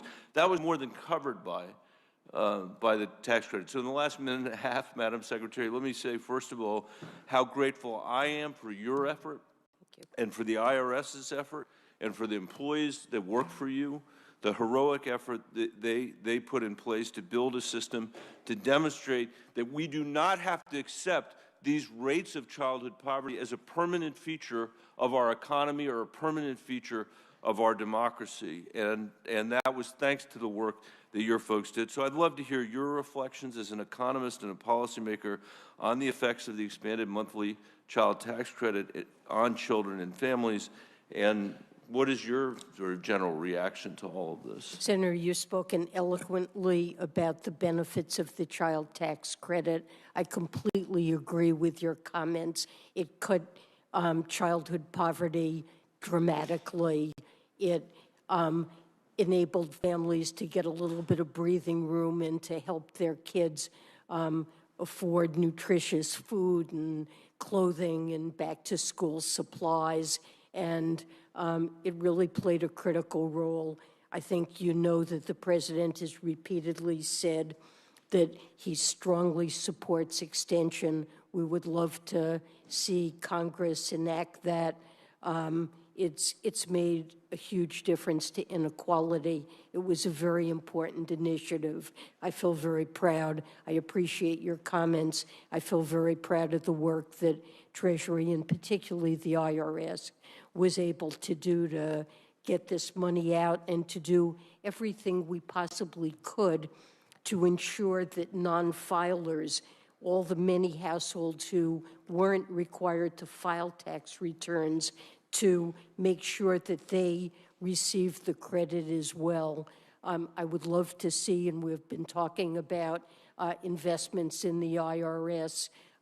One thing that investments in the IRS would do is make sure the IRS has the modern tools it needs when we have tax credits like that to make sure they go to the families that deserve it, whether they file taxes or not.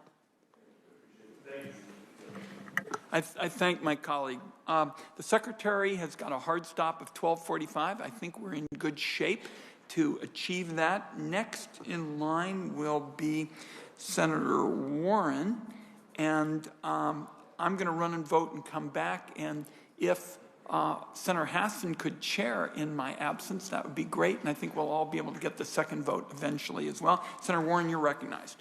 Thank you, Mr. Chairman, and thank you for being with us today, Madam Secretary. So today's hearing focuses on the Treasury Department's budget, and I want to talk for just a minute about money for the IRS. Thanks to a 1-2 punch from Republican budget cuts and lobbying from corporations and rich people who don't want to be audited, the IRS today is stuck with 1970s computers and staffing levels, unable to do its job and unable to audit wealthy tax cheats. That underfunding also causes honest, hardworking Americans a lot of grief.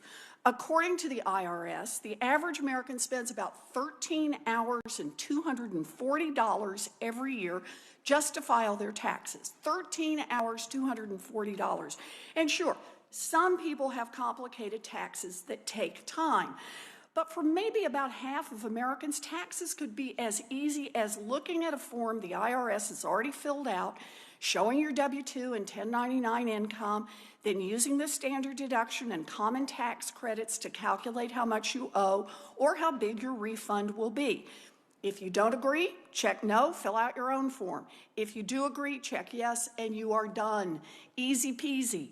But the IRS does not have that kind of easy peasy program. Instead, years ago, the IRS cut a deal to send taxpayers to companies like Intuit and H&R Block to figure out what they owe. And in return, these companies were supposed to make free tax filing for 70% of American taxpayers through the Free File program. Secretary Yellen, what percentage of taxpayers actually use Free File right now? I believe that last year about 4%. About 4%. 4. That's right. So it was supposed to be 70%. Turns out it was 4%. And you know that is not an accident. These companies deliberately sabotaged the Free File program and steered people to products that they could charge for. Now, companies like Intuit and use misleading advertising, hid free products from Google search results, all so that taxpayers had to spend more money to figure out how much they owed.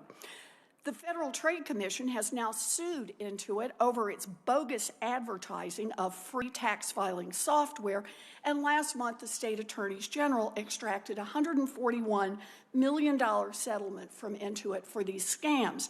Now, these swindles are just one reason why the GAO recently recommended that the IRS develop its own alternative to free file, stating, quote, "The IRS faces mounting risks by continuing to rely on the tax prep industry to provide free tax filing services," end quote. So, Secretary Yellen, it sounds like the free file has worked out great for corporations like Intuit, which raked in billions of dollars. But do you agree with the GAO that the current system is not working for American taxpayers and that it's time for the IRS to develop a real free file program? Or let me just ask this more directly. If we can get you the resources, will you commit to developing a free file program that actually works for American taxpayers? So, look, I absolutely agree with the comments that you made about free file. It hasn't worked. We need to develop a new system. There's no reason in the world that a modern economy shouldn't have a system that makes it easy for such a large group of taxpayers to file their returns. Beyond that, I would also add that it's important that households be able to access the benefits that Congress often wants to provide, like the Earned Income Tax Credit, the Child Tax Credit when that was available, the economic impact payments, and for individuals who don't have to file tax returns, this can be extremely difficult. So I'm loving everything you're saying, but I'm still listening for the part that says, if we can get you the resources, will you commit that the IRS will build its own free file program and make this available to Americans across the country? We're certainly looking into it, but I want to make a point, which is that the IRS is under siege. It is suffering from huge underinvestment. It has massive problems that it's dealing with. Right now, our number one priority is dealing with the backlog, a huge backlog of tax returns. The IRS right now doesn't have the authority to hire the people it needs to deal with Madam Secretary, look, I'm not somebody who's attacking the IRS. That it needs. I'm trying to get you the resources that the IRS needs so it can go after wealthy tax cheats. But what I'd like to know is if we're going to fight for the resources to get them over to you, and the resources are available, will you commit to build the free file program? It's definitely a priority. It's definitely something we should do, and when the IRS is adequately resourced, it's something that will happen. Well, I think it's something we need to do. Look, I have a bill, the Tax Filing Simplification Act. I'm going to reintroduce it that would require you to do this. But I just want to make clear, you could do this. If we get you the money, I'd really like to see this happen. Senator Warren. Treasury has the authority now and needs to use it. Thank you. Thank you, Senator Warren. Senator Thune, I'm going to defer to you. Okay. Thank you, Madam Chair. Madam Secretary, welcome to the committee. As you know, President Biden recently wrote in Wall Street Journal op-ed that tackling inflation is the, quote, top economic priority. And I think that's a welcome development for the president to acknowledge that inflation's a problem. It wasn't that long ago that President Biden and his top economic officials were claiming the extraordinary increase in Americans' cost of living was merely transitory. I know you've responded to some questions on this subject already, but do you still view inflation, which remains near a 40-year high, as transitory, or do you expect an extended period of raised inflation? Well, when I said that inflation would be transitory, what I was not anticipating was a scenario in which we would end up contending with multiple variants of COVID that would be scrambling our economy and global supply chains, and I was not envisioning impacts on food and energy prices we've seen from Russia's invasion of Ukraine. So as Chair Powell indicated himself, both of us probably could have used a better term than transitory. There's no question that we have huge inflation pressures, that inflation is really our top economic problem at this point, and that it's critical that we address it. So I do expect inflation to remain high, although I very much hope that it will be coming down now.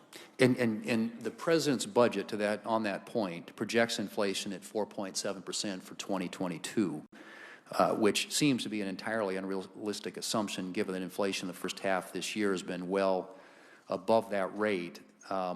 Has the administration's 4.7% inflation assumption proved accurate for 2022, or should that number be revised higher? Well, we're in the process of producing a new forecast for the mid-session review. The numbers aren't locked in, but it's likely to be higher. Well, hopefully we won't have to wait long for that, right? I mean, when does that review come out? I'm not sure what the date is. Let me just say, too, there's a couple things that the president obviously has suggested, that the inflationary numbers are a result of Ukraine. Clearly, if you look at the CPI inflation data, it was largely collected before the Russian invasion of Ukraine.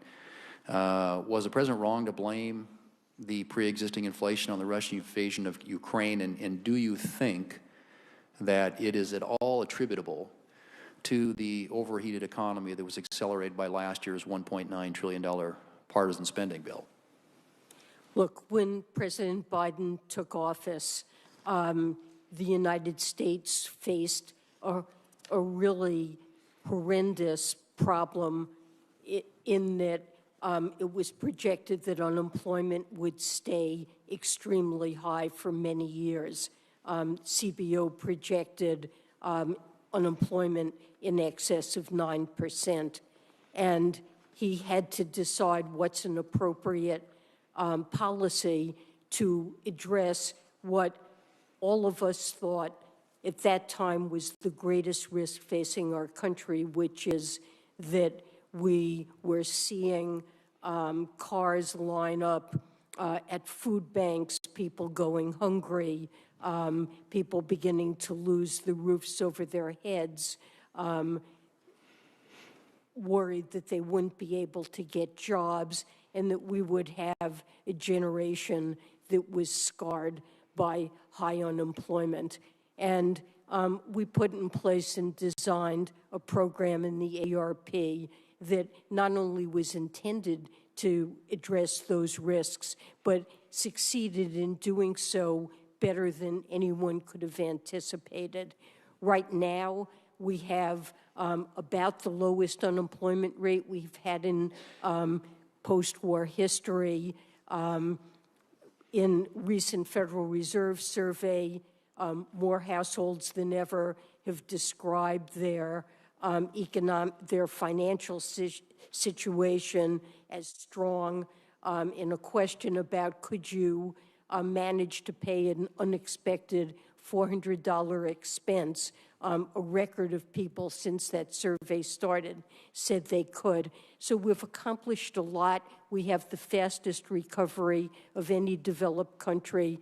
There's no question that inflation is too high and it has to be addressed, but we're starting to do that from a situation of strength. And of course, it's important to bring inflation down. Mr. Chairman, my time has expired, but I would just say the economic crisis American people are feeling right now is this extraordinarily high inflation rate, which, again, to the degree that there may have been jobs created and wage increases completely eaten up. I mean, the American people are getting a de facto pay cut because of inflation, and it just doesn't seem like, and gas prices contributing largely to that. And I see no strategy out of the administration to do anything to deal with rising gas prices. And I think that there's no question that the $2 trillion bill last year overheated the economy, and it's why we have the mess that we have today. So, Mr. Chairman, thank you. Thank you, Senator. Senator Hassan. Thank you, Mr. Chair. And good afternoon, Secretary Yellen, and welcome.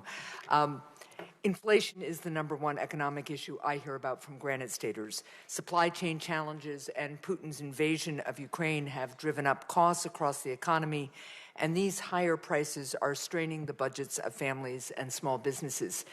As one way to help lower costs for families, I've led bipartisan legislation to cut taxes for homeowners who upgrade to more energy-efficient appliances. The administration has been supportive of passing clean energy tax cuts that would help lower energy costs for Americans. Do you agree that passing clean energy tax cuts, as proposed in my bipartisan bill, would help lower costs for Granite Staters? Senator Hassan, yes, I do. I think various incentives and tax credits that would support clean energy are critical ways in which we can help lower and middle income families cut their costs, offset price pressures that they face, and address climate change, and over the medium term, reduce our dependence on fossil fuels and on global oil markets where geopolitical risks are often causing spikes in oil prices that if we were more dependent on the sun and the wind, we wouldn't face that. Thank you. In 2020, I helped lead a successful bipartisan effort to ensure that all small businesses struggling during the pandemic had access to tax cuts through the Employee Retention Tax Credit. However, I've heard from small businesses in New Hampshire, such as Smutty Nose Brewing in Hampton, who are still waiting on Treasury to send their full Employee Retention Tax Credit payments. Madam Secretary, what is Treasury doing to clear the backlog of Employee Retention Tax Credit claims and ensure that small businesses receive this tax relief as soon as they can? So, Senator, I'm aware of this problem, and what I can tell you is that IRS is working as diligently as it possibly can to clear what is a huge pandemic-related backlog. And, you know, things that are filed in paper, IRS is still in the process of opening these. I think a lot of these employee retention tax credit filings were paper filings that are part of this backlog. And so I think that's partly responsible for the delays. You know, I think there will not be penalties for situations that arise where additional income tax may be owed and the taxpayer is waiting for this refund payment to be able to pay taxes owed. Penalties will be waived. I know that the IRS has issued some guidance and told these filers that they may be eligible for relief. It is a very regrettable situation, and IRS is working as rapidly as they can to solve it. Well, and I thank you for that response. I will keep encouraging IRS to work as quickly as they can, and in the long term, we all have to make sure that the IT and the systems are modernized and IRS has the staffing it needs, because obviously this is not an acceptable situation. This is really a reflection of decades of underfunding, and it's frankly amazing that the IRS is able to do as much as they can, getting out child tax credit payments and the economic impact payments. Yeah, I do understand that, but I will continue to push on this because I just was talking with a small business on Saturday that's really kind of on the edge here and waiting for this credit. So let me talk about one other thing, which is Russian gold reserves. Vladimir Putin has stockpiled billions of dollars in gold in an attempt to insulate the Russian economy from international sanctions. I'd like to thank Treasury for heeding calls earlier this year from a bipartisan group of senators, including myself and Senator Cornyn, to ensure that U.S. sanctions freeze Russian gold assets. Can you update us on Treasury's ongoing efforts to combat any attempts by Putin to prop up Russia's economy by selling off his gold stockpile? Yes. This is an important matter, and we've issued guidance that gold-related transactions involving Russia may be sanctionable under the president's executive order, and we're closely monitoring any efforts that we can see to circumvent our Russia-related sanctions through the use of gold. Thank you very much. Thank you, Mr. Chair.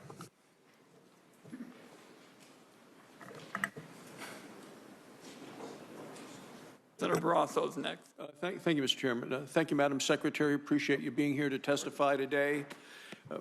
Things have gotten a lot worse since the last time you testified before this committee.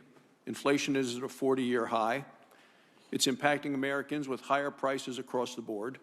When President Biden took office, the price of a gallon of gas was $2.38 a gallon. Today, it is $4.92 a gallon.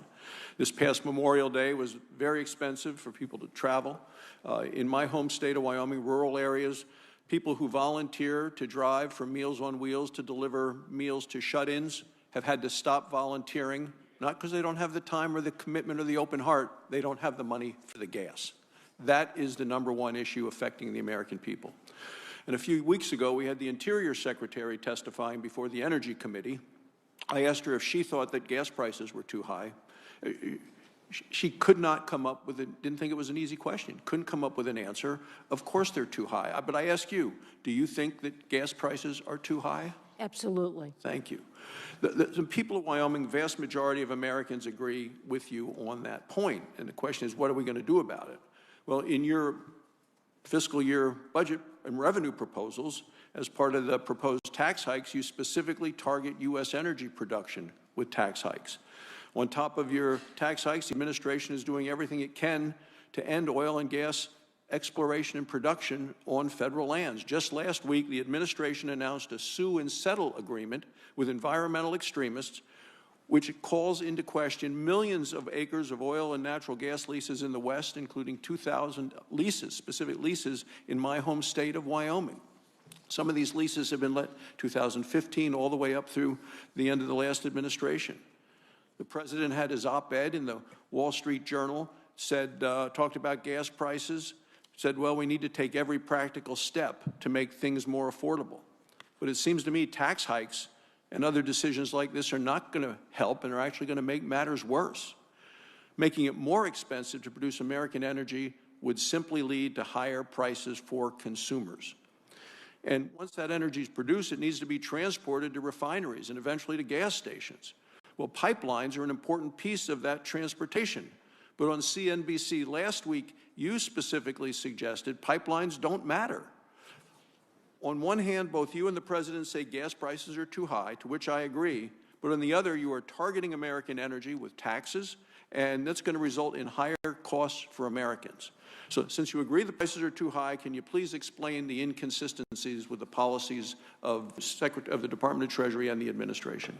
Well, I would say that as a medium-term matter, the way to reduce energy prices for Americans is to promote credits, energy policy that boosts the production of renewables, that will reduce our dependence on global oil markets where geopolitical factors can cause energy prices to spike, as we're seeing with Russia and Ukraine, and can lower utility prices for Americans. In the short run, before that happens, high prices, we have very high prices, as you pointed out, for oil. I believe that producers are sitting on 37 million acres of land under lease from which they can drill and produce additional oil, and high prices are a motivation to do that. So we do need additional oil. The prices that Americans pay are influenced by what happens in global markets, and so promoting the production of additional global oil, it will help to relieve supply shortages in the global market, but it won't completely insulate Americans from global oil market pressures in the short run. Well, I would point out that in addition to the leases, you actually need the permission to drill, and this administration has blocked all of that. And this sue and settle agreement by the administration last week is taking many of those acres that you just described and freezing those so they cannot be used. And with $5 gas, what we see today is the president calling on using the Defense Production Act, not to go after this, but to build solar panels. And that seems to me the wrong place to be using that act. I would just point out, Mr. Chairman, finally, that yesterday's USA Today front page story, picture, Madam Chairman, of you, Madam Secretary, you and the President of the United States. Yesterday's USA Today headline, small risk of inflation swelled to a global threat. Underneath, White House waved off economists' warnings, and they quote you from ABC, March of 2021, is there a risk of inflation? You responded, I think there's a small risk. This is with regard to signing the American Rescue Plan. You say, and I think it's manageable. Given that, it makes me wonder why Americans should put any confidence in your pronouncements and decisions and recommendations today. Thank you, Mr. Chairman. Thank my colleague, Senator Whitehouse. Thank you very much. Madam Secretary, good to have you with us. Thank you, Senator. The end of a long morning for you. In January of 21, more than a year ago, we passed the beneficial ownership legislation that Senator Crapo, among others, was a champion of, and that passed with strong bipartisan support. A lot of time has gone by, and we're still waiting for the rule to come out of Treasury. I just helped get you $22 million in additional FinCEN funding to help accomplish that. In the meantime, because there is no rule, Tax Justice has just put America at the top of the Financial Secrecy Index, #1. This is not an index on which we want to be #1. Can you tell us anything about when you're going to be done with the beneficial ownership rule? It's been over a year. Well, last December, FinCEN did publish a notice of proposed rulemaking to implement the beneficial ownership reporting requirements, and that's the first rulemaking. The second will govern access to the beneficial ownership information system, and that will be published certainly this year. So all I can tell you is that so we appreciate the extra funding to fully implement this. We will in the fiscal 23. We need full funding for building of this database, but we appreciate the funds that were in the Ukraine supplemental.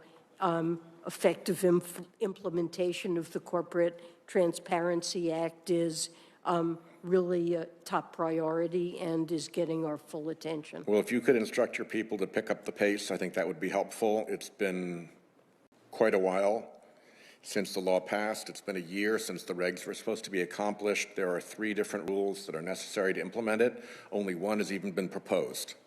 So there's a lot of room for improvement in the rulemaking process, and I hope you'll see to that. The other topic that we talk about often, you and I, is the problem of the 501Cs. You have indicated that the political dark money that they facilitate is a problem for our country, and you have said that you will give it serious review and serious study. And I just want to flag it for you because, again, I'm not seeing either the serious review or the serious study.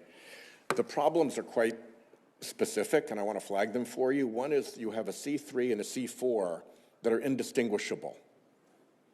They have the same office, they have the same staff, they have the same board, they have the same, chief executive, and it's just a fanciful distinction that, in my world, you call that piercing the corporate veil. This is a corporate veil you could pierce with a banana. This is not legit. And to look into that, I think, is well worth doing. The other issue has to do with the so-called 50% limit. The 50% limit is ignored by circles of affiliated nominal corporations, so that if somebody makes a donation to one, they can then spend 50% of it on politics and put the other 50% to an affiliated organization, which then spends 50% of it on politics and puts the remainder to another affiliated organization. If you have just 4 of those organizations working in concert together, you're over 90% of the donor's money going for political advertising. And that's not what the 50% rule intended either. And I think that the IRS is simply not looking at these essentially phony setups that are allowing these anonymous folks to get around both the letter and the intent of the law. So again, please, serious review and serious study, I think, are in order. What we have had in the meantime has been a completely false narrative blown up by your own Inspector General that this was all a wicked effort to target conservatives. That narrative got legs because an enormous propaganda effort was done to push it, but it was debunked by the Inspector General. But we're still living with the aftermath of that, and nobody is telling the truth in the Treasury Department about what really happened, about how the system is being gamed by indistinguishable 501c3s and 501c4s, and by these coordinated efforts to spin the money through affiliated groups so that you can end up spending it all on politics instead of the nominal 50%. So if you could please look at that, I would be grateful. I thank my colleague. Could she just quickly answer that? Oh, of course. Before I go? Please. I know my time's up, but No, if you could answer Madam that Secretary, briefly. please. I understand the importance of this issue and agree with you that we absolutely need to get dark money out of politics. We'll work with you to try to do that. Great. Look, if we can look at those specific things, that would be helpful. I thank my colleague. Members have a week to submit written questions. And Madam Secretary, we're going to have you out the door actually early. And just one thought on closing. It seems to me we're closing where we began, which is that Congress has a big role to play in cutting costs, which helps to cut inflation. And we talked about prescription drugs, for example. I mean, that's key. Medical expenses are gobbling up everything in sight. And most of the areas that we're talking about mean that you also have to tackle some very entrenched interests. You know, it seems to me that nobody in America that I meet is saying, gee, Medicare shouldn't negotiate to hold down the cost of medicine. The Biden administration, colleagues on this side of the aisle have said, of course you ought to negotiate for these expensive drugs, the cancer drugs, for example. Same is true about clean energy for America. You know, what we said on this committee, Madam Secretary, to hold down energy costs is we're going to take those 45 provisions in the tax code on energy and basically throw them in the trash can and say that for the future will be about clean energy, clean transportation, energy efficiency. And then we will say we'll have a technology-neutral, market-oriented system where the more that you reduce carbon emissions, the bigger your savings.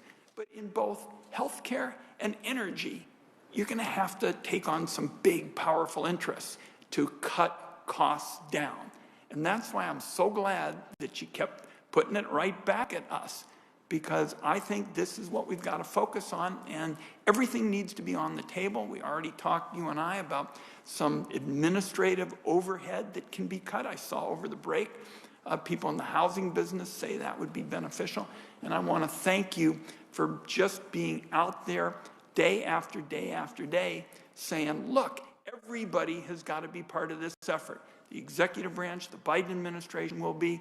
You told Congress, you can show up every day and help cut costs. I want you to tell you, I want to say as you leave, I'm all in, look forward to working with you, and we'll excuse you at this time. Thank you, Chairman Wyden. I look forward to working with you. Thank you, Madam Secretary.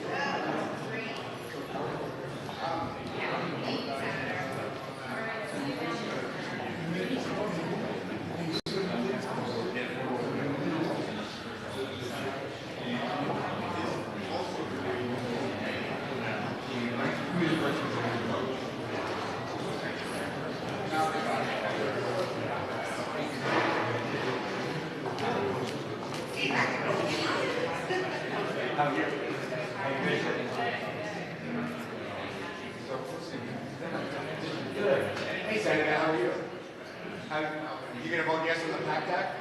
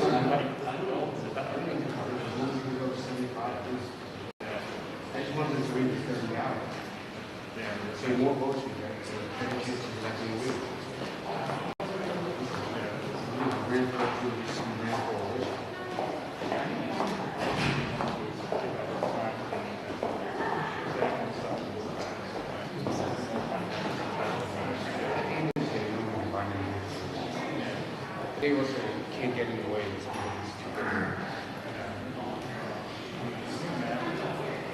$300 billion bill passing for the rescue of the last couple of years. I think the $1.9 trillion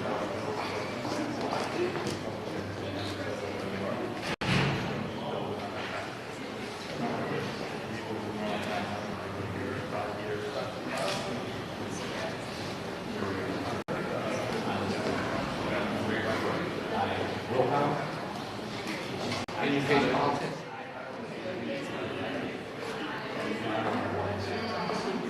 Everybody got to start faster. We started right after. Right after. We took the vaccine. Then we took the vaccine. We kept getting pushed. Where are we moving to?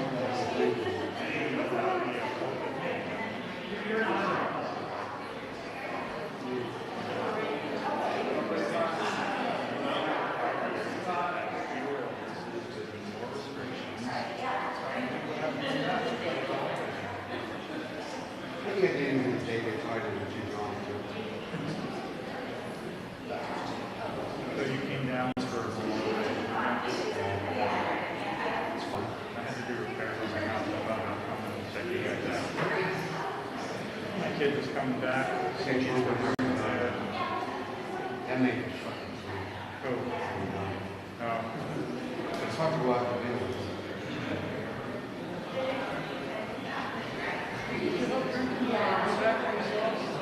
No.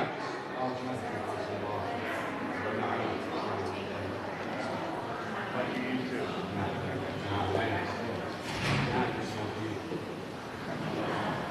I had a beer last night for the first time. Okay, gents. We're only 5 no's so far. They're coming inside.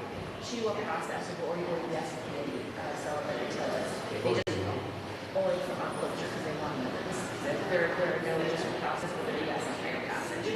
The only action is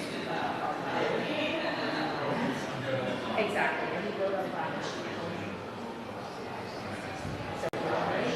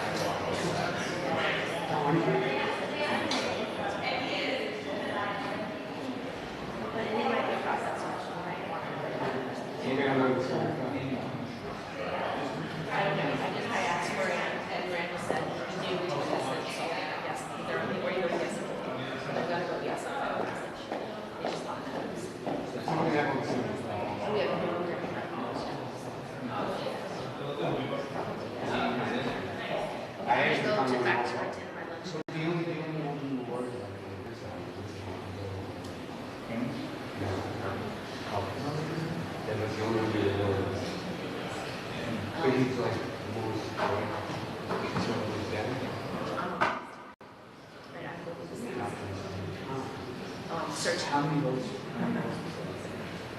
Most of them. Only about half of them. I'll come back up in 2 minutes. I just want to assassinate this. How much time do they have?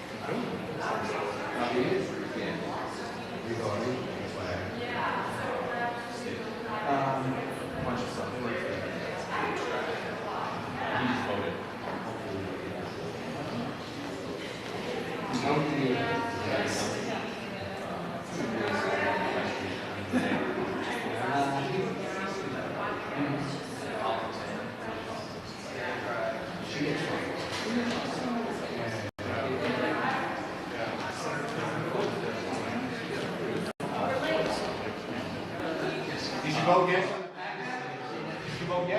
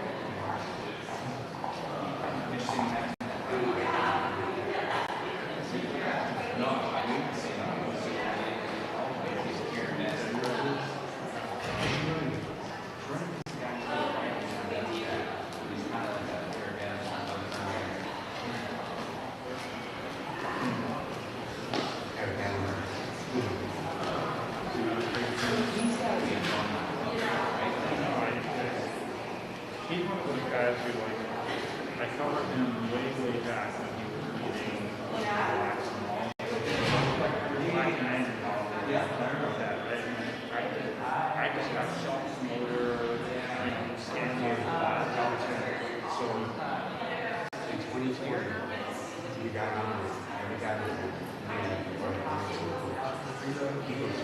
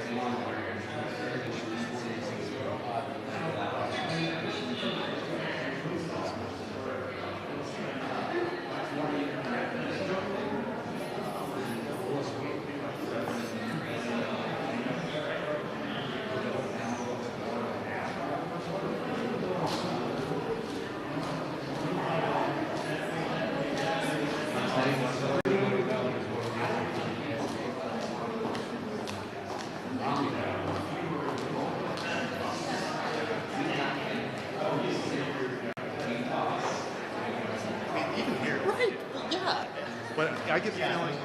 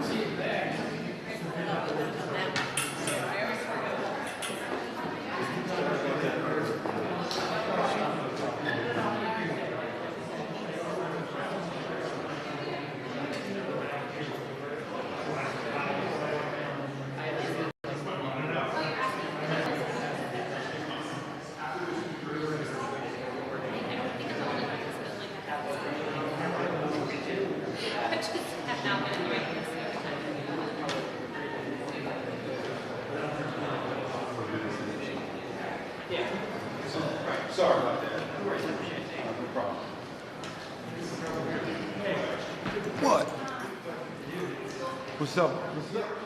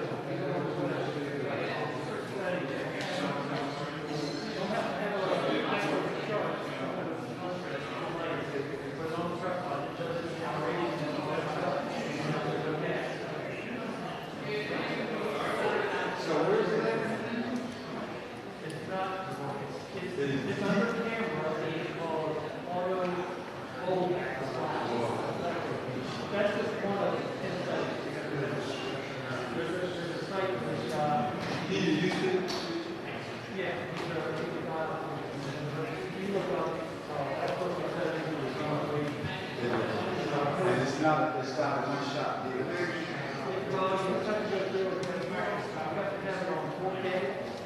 Too many? Too many.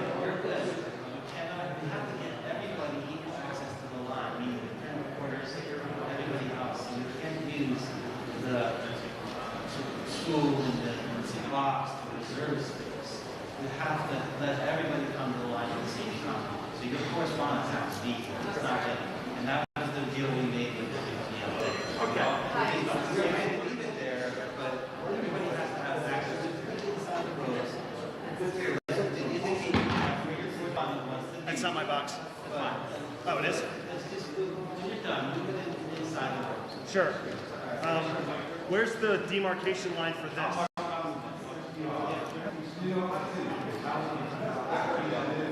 Yep.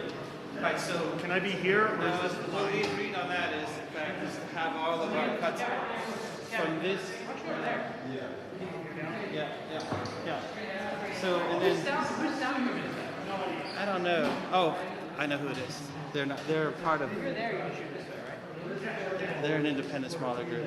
All right, so who's monopod? All right. So we have to be very fluid.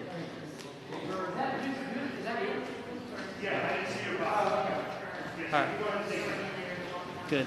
Yep. Just leave a marker, but know that everybody has to come to the line equally. And then here, once we get if you have a bag there, we can move it out. Kevin's good there, right? Yeah, he's good there. And I'm going to make more space on this side by. Sure. All right, cool. Thanks, Kevin. Appreciate it. Thanks for hustling over.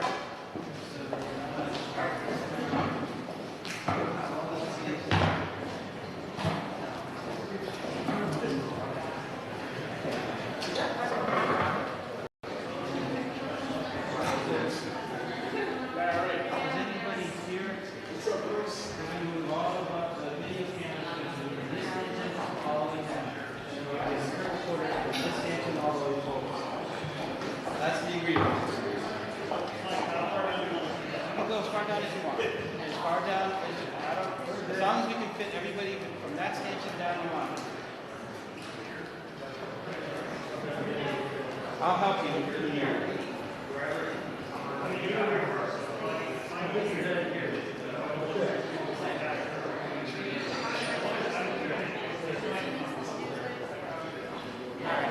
So where do you need to be to get your shot?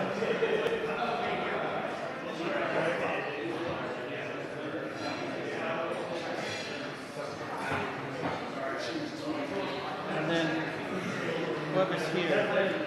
So I'll tell Eddie he's got to move down. He's up in the stairs. Huh?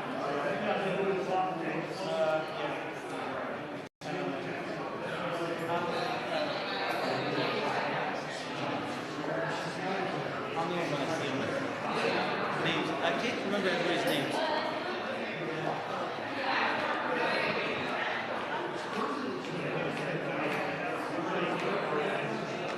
No. So we used to do this on that side, and that was the agreement we had. We would take up the roll call. No, it's the third. We started to be, we want some shifts now, so. No, you don't see it.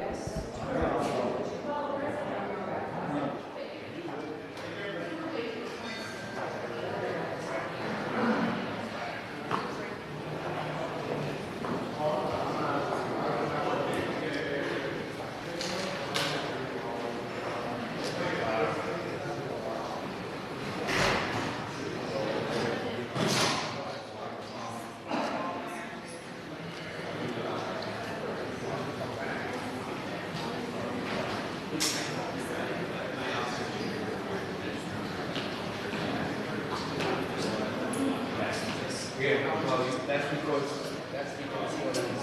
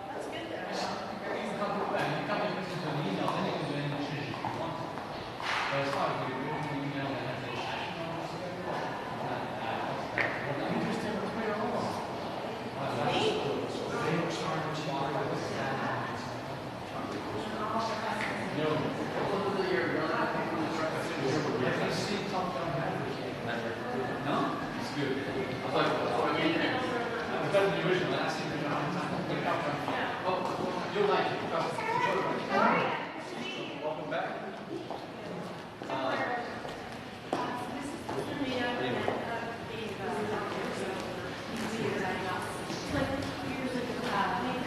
It looks small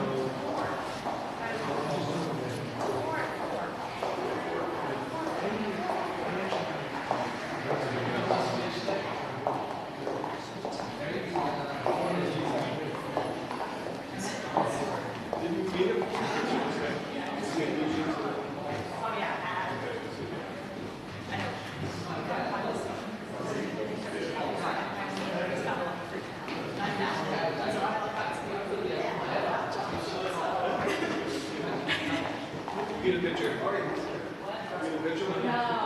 I was like, I wasn't sure if she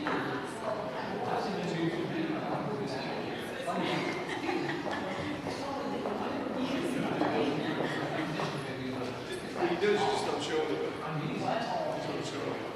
Well, maybe everybody do that.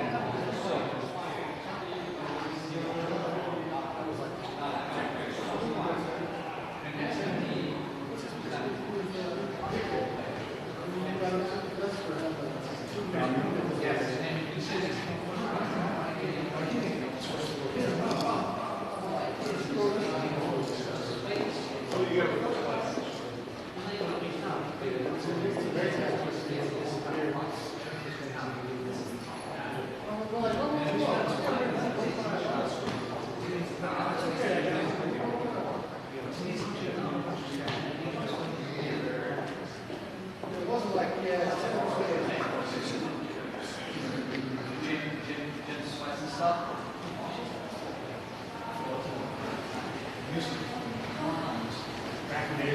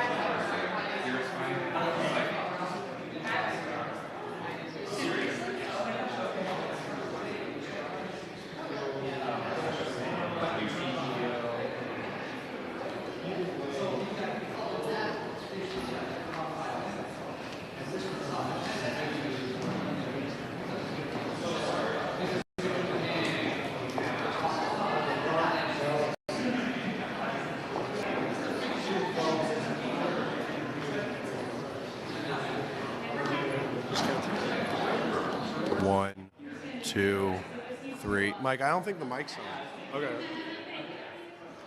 Oh, you're plugged in.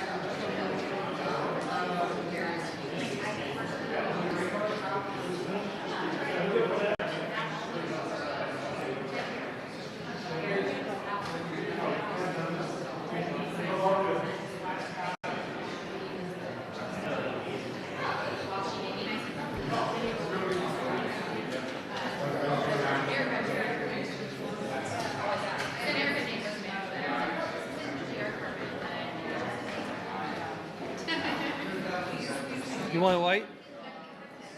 You good? Do you want to lose this? No? Okay.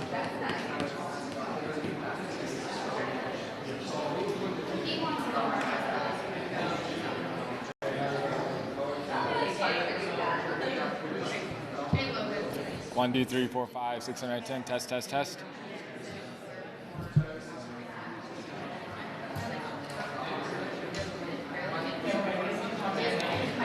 Testing 2, 3, 4. This is the Ohio clock for Republicans, Democrats, and others after policy lunch at 2 o'clock. 1, 2, 3, 4, 5, 6, 7, 8, 9, 10. All right, thank you. Yep, everybody good? Which is funny also because I'm just like waiting for your like y'all are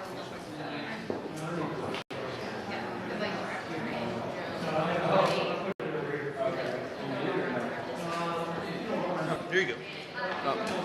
There you go. That looks pretty white. That looks pretty white. That's probably, I think it works.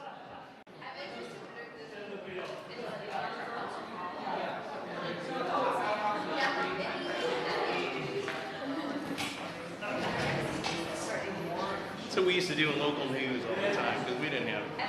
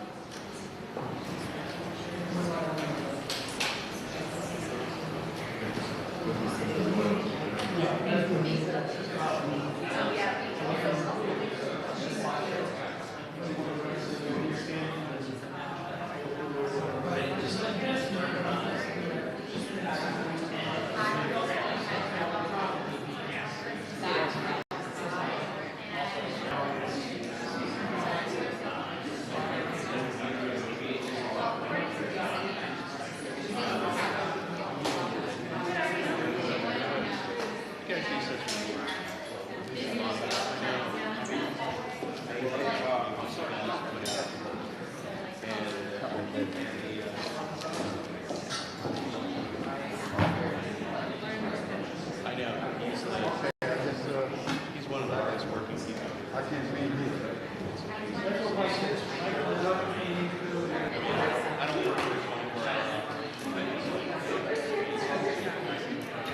Hi, good afternoon. Good.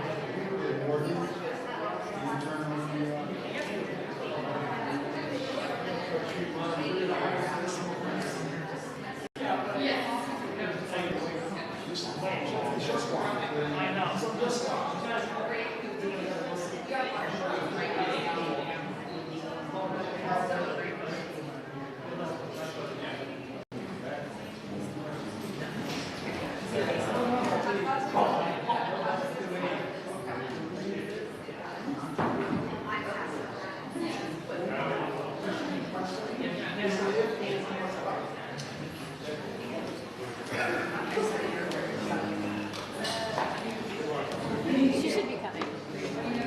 But in the meantime, I'm going to say. Wait, is that yours? That's not ours, so.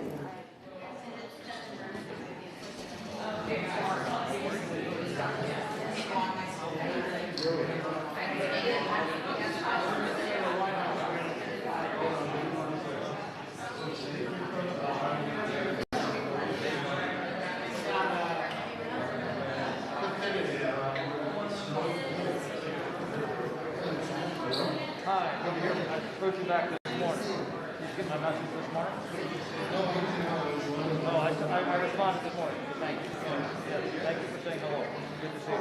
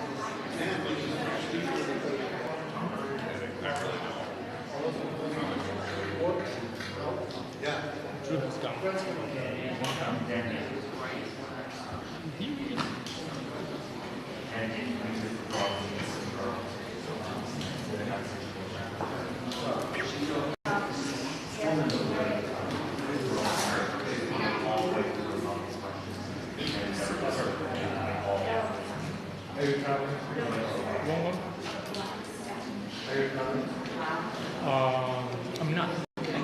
So are you? No, you're ready. No, I was in Rehoboth this weekend actually.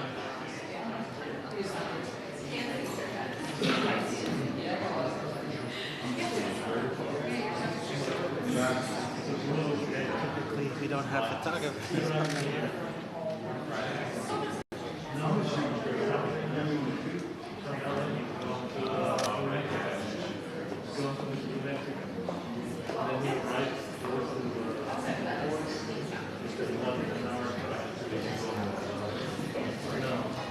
No, the flags are really far away.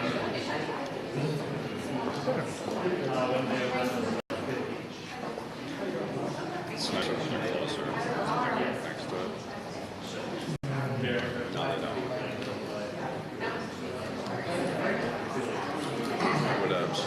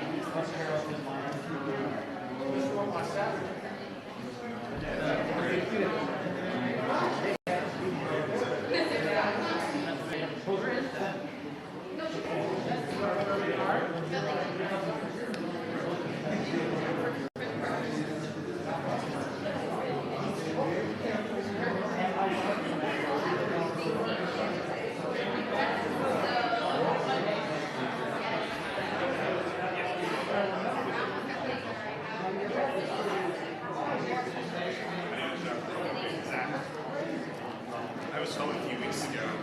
I flew into Cincinnati. Yeah, I don't think twice about it. Whenever I get in a rental car, I just click on 700, and it's like nothing changes. It's like I'm transported in back in time. I'm fascinated with this.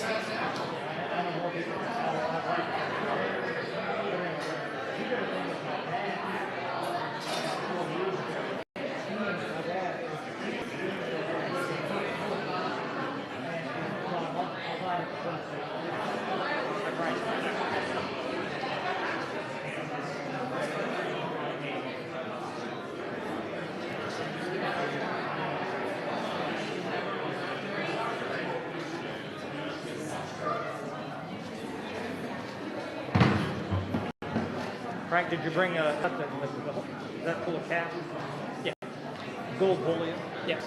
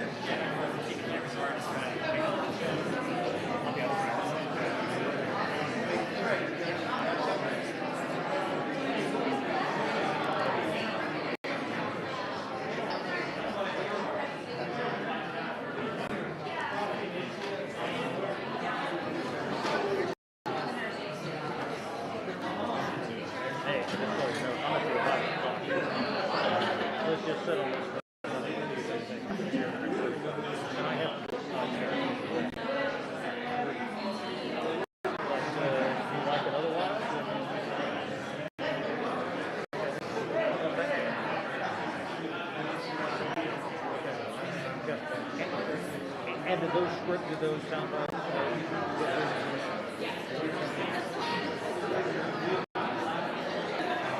And Garnell, Whitefield, or okay. Yeah. Yeah.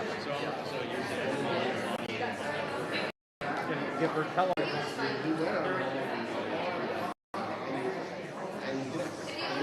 Yeah, that's right. Yeah, that's right.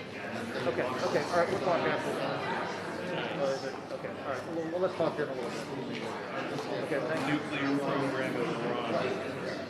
The peaceful nuclear program of Iran.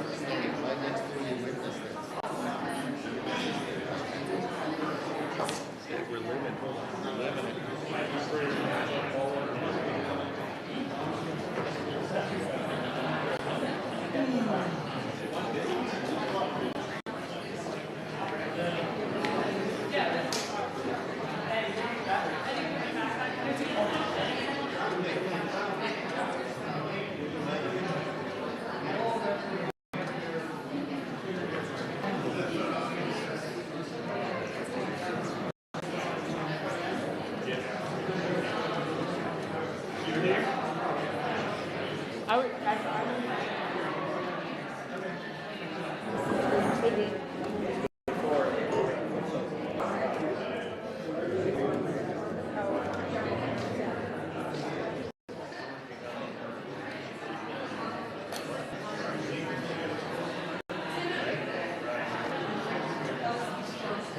Hey, thanks for getting that done. Is there a way maybe just to put it supplementary before the top of the hour that we'll start right at 3, please?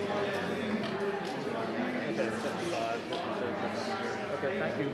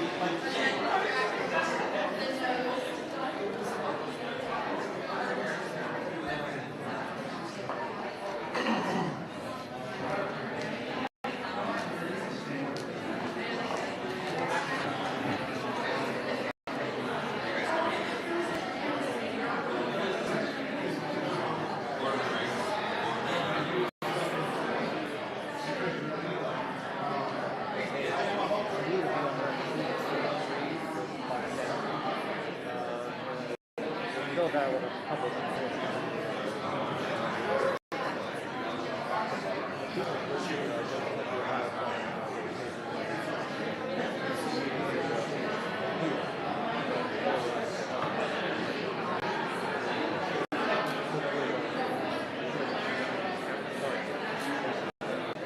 Thank you.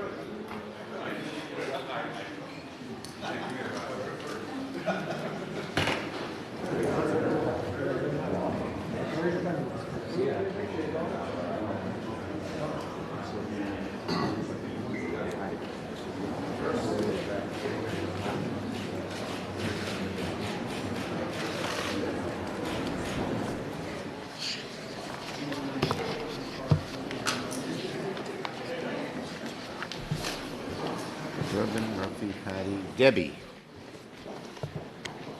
She was trailing. Well, we're going to start, and Senator Stabenow told me she'd be here very quickly. Okay, I'm glad to be joined by Senators Durbin, Murray, Stabenow, and Murphy. As we begin another work period, the American people have one question front of mind. After years and decades of gridlock, will the Senate do something about our nation's gun violence epidemic?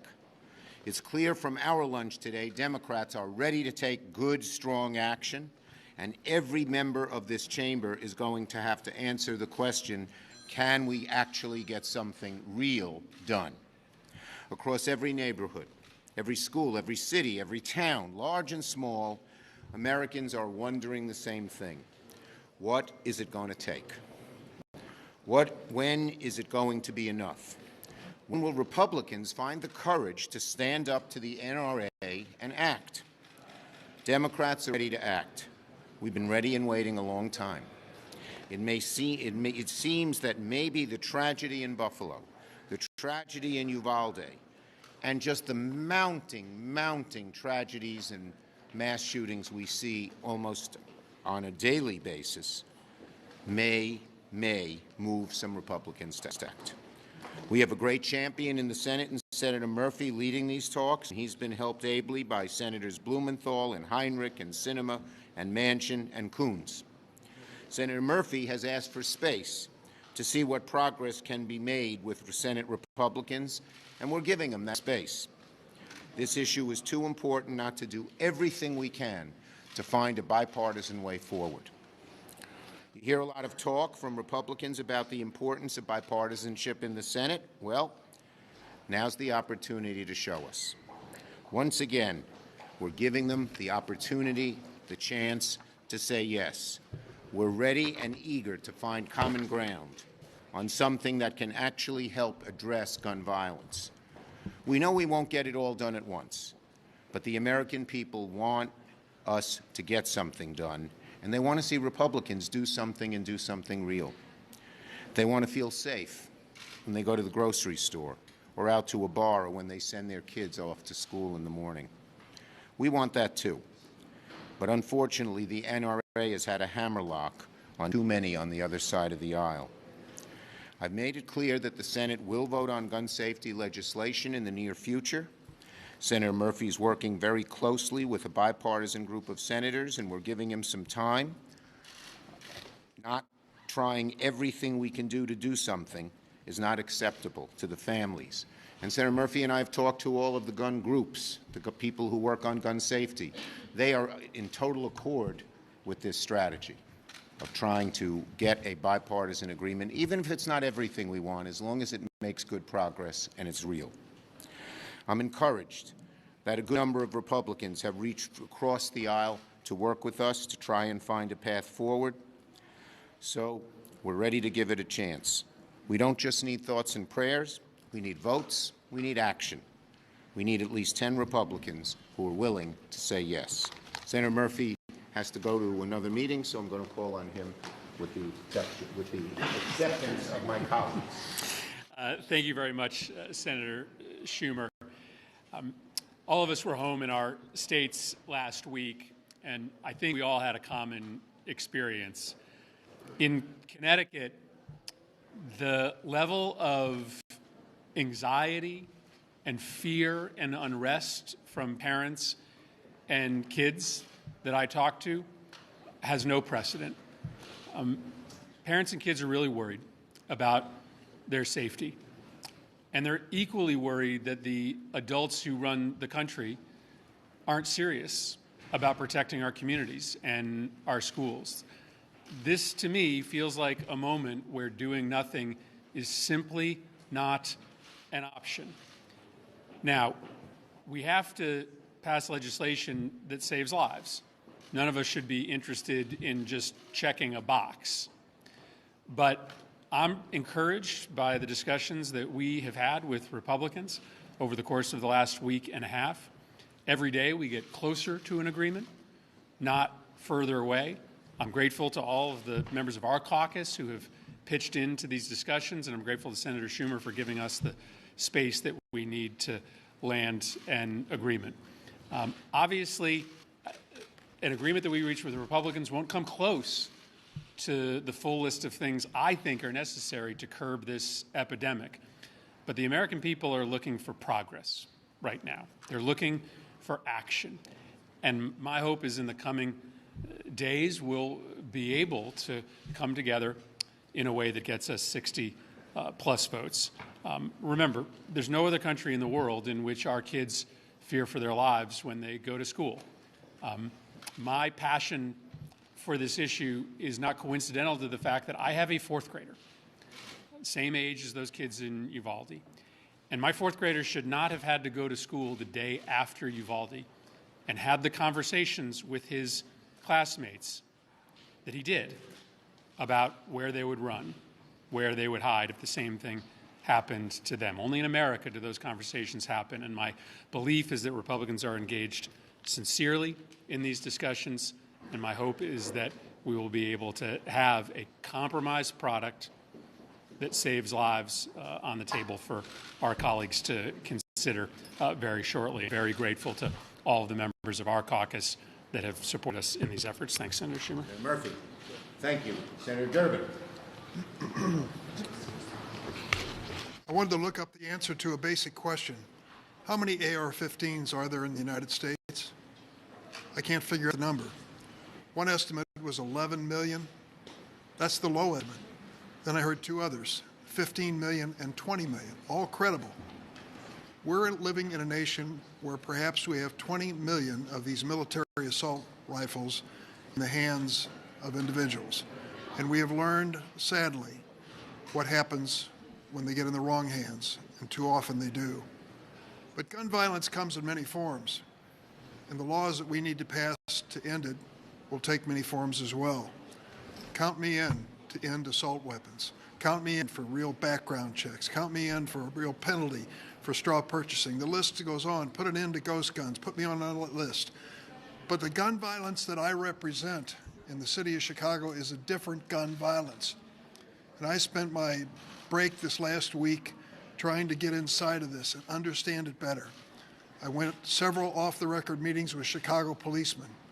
We sat down and talked about what it meant to walk those mean streets and all of the killing that takes place every weekend, weekend after weekend.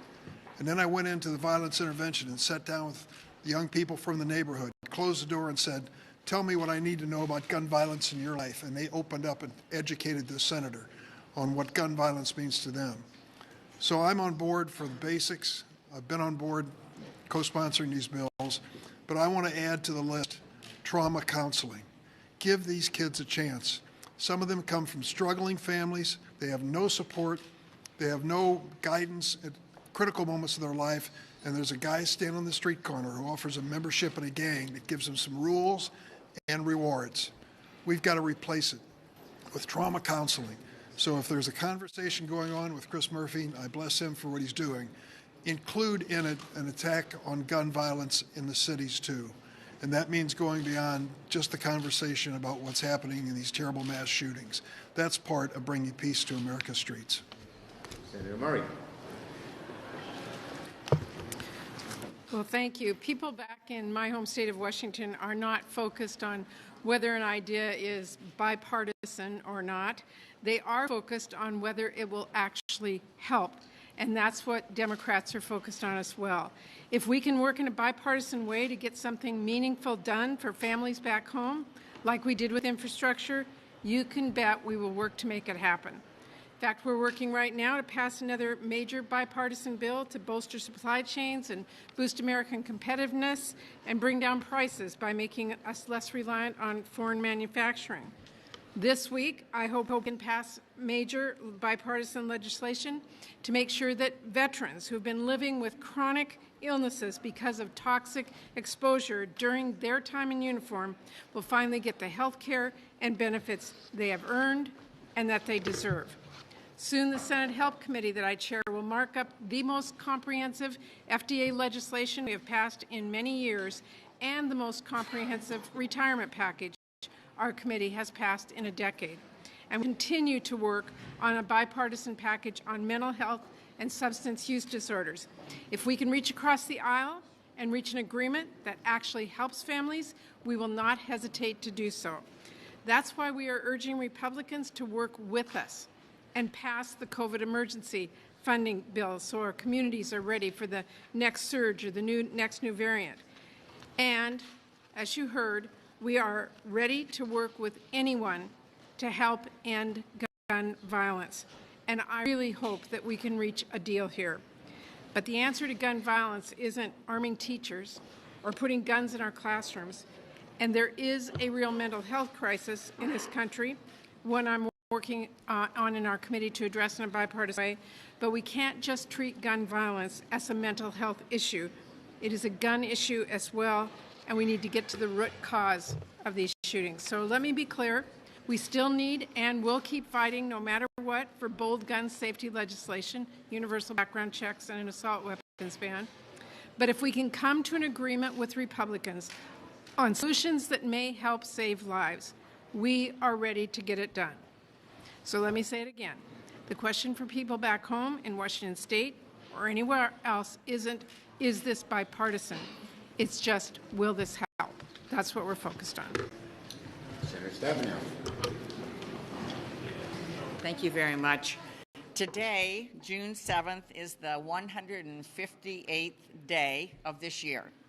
There have already been 240 mass shootings in the United States, including 13 this past weekend, 3 of them in Michigan, Grand Rapids, Saginaw, Ecorse. Last year, almost 700 mass shootings happened, an average of almost 2 a day. One of them was at Oxford High School in Michigan. 4 young lives were lost, 7 people were injured, and no student in the school was left untouched.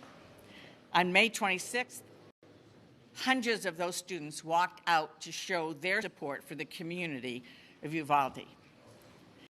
This is a scene happening over and over and over again. Heartbroken families, tiny caskets, stuffed animals and candles and flowers left by a school sign. Firearms are now the leading cause of death for American children. Not cancer, not accidental poisonings, and it used to be car accidents. But we did something about it when it was car accidents. In the 1980s, as a new state representative in Michigan, I authored our child safety seat legislation with a Republican colleague in the state Senate. We both had young children. We were very concerned about car accidents being the #1 cause of death for children. And we knew something had to be done. Frankly, it was controversial, the idea of mandating that parents had to go out and purchase a car seat and put their child in a safe car seat. But the evidence was there. It was the right thing to do. It got done, and it has saved millions of lives. Over and over again in our country, we change laws to protect American lives. And think about this one. In 2001, one person on a plane to Detroit attempted to blow up a plane with a shoe bomb. What happened? All of us have had to change what happens at the airport in terms of security and taking off our shoes. But since 1968, over 1.5 million people have died from gun violence in America. The #1 cause of death of children today is gun violence. If we care about our children, if we care about people young and old who are just trying to live their lives, it is past time for action. We can do better than thoughts and prayers, and I hope Republicans will join us. Thank you, Deb. 1 minute. Okay, there's one more thing I want to mention before I take questions. This Thursday, the bipartisan January 6th committee will hold its first public hearing. We look forward to the hearing and seeing what is presented. It's so important that the truth about what happened leading up to the insurrection on January 6th and what happened on that day is presented for the world to see. As you may have seen in the reports, one of the people who was just arrested was within 20 feet of me, and I recognized his face. So we should have had an independent commission, but as you all know, Senate Republicans blocked it. But few things obstruct the American people from hearing the truth more than Fox News's cowardly decision not to broadcast Thursday's hearing. After all of the false facts that Fox News has allowed to be put on the air by its commentators and everyone else, they have an obligation to show the true facts by allowing the hearing to be seen by their listeners. Okay, questions on it? Go ahead. Leader Schumer, it was another violent weekend of mass shootings. Democrats have called this an urgent issue. So how much time are you willing to give these negotiations? And do you still want to see a deal on gun reform, at least a framework, an agreement by the end of the week? Senator Murphy has said to me that he hopes to come to an agreement with Senator Cornyn and the other Republicans by the end of the week, and I'm willing to give him that time. Mr. Leader, yes. when do you expect to put a bipartisan bill on the floor? Same answer. When? This month? Senator, this month? Senator Murphy expects he can come to an agreement with Senator Cornyn by the end of the week, and I expect to give him that time. If they don't come to that agreement, we'll see what happens after that. Yes. Any time here, we're expecting a decision from the U.S. Supreme Court on abortion and the Roe v. Wade. Is it still the Democrats' decision to codify Roe? And if so, how are the latest on the The codifying? Women's Health Protection Act has the overwhelming support of our caucus. We think that's the way to go. We've had a vote on it. We're awaiting the court decision. If obviously it's a decision that will impinge on a woman's right to determine her own health care, we're going to look at what further actions we should take. You talk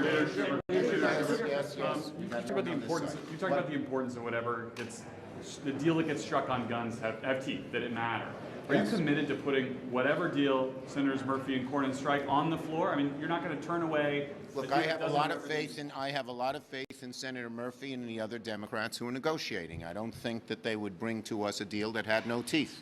Yes. On Iran, the International Atomic Energy Agency is meeting in Vienna this week. The general director said he cannot certify Iran's peaceful intentions for a nuclear program. Are you expecting the situation to develop from bad to worse very soon? I'll have to wait and see what the International Atomic Energy Agency says. Yes.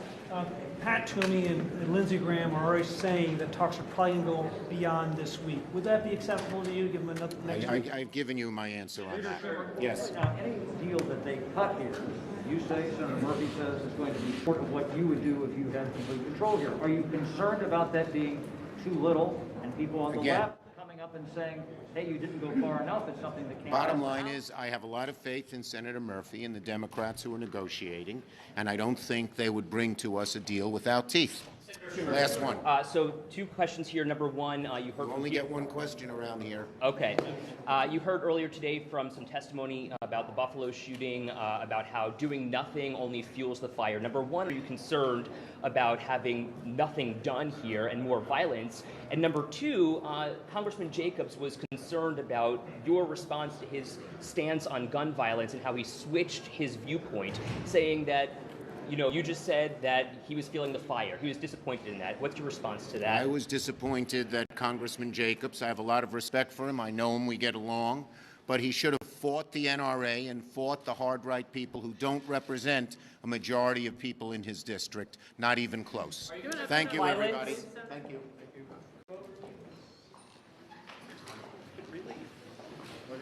It's COVID relief. What's that? What's COVID relief? I heard about it.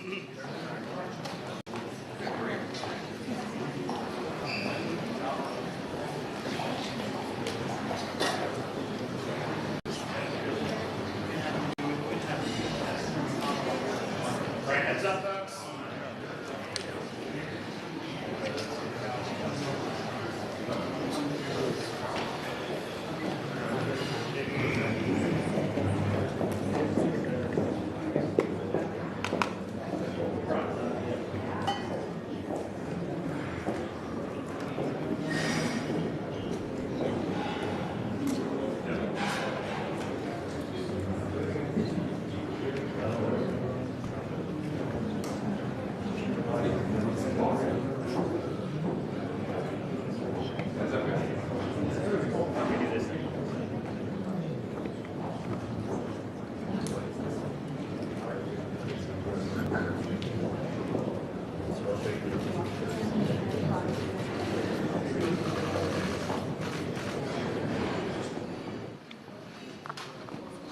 Like Chuck left his notes. Yeah. You don't need the notes? Not those. So good afternoon, everyone. I, like a lot of others, had a chance to be at home last week. Won't surprise you to know that everybody's concerned about inflation, food prices, gas prices, and without exception, every employer I ran into, whether it was a large business or a small business, was having difficulty getting people to come back to work. A real dilemma, and I think all of that is a result of the $2 trillion the other guys dumped on the economy last week against the advice of Larry Summers, Jason Furman, and now the Secretary of the Treasury has basically admitted they made a mistake. That's hard to find in this town, so I commend her for admitting they made a mistake, but it was a gargantuan mistake. With regard to the ongoing issue about violence, Senator Cornyn, as you know, is representing our side in discussions with Senator Murphy.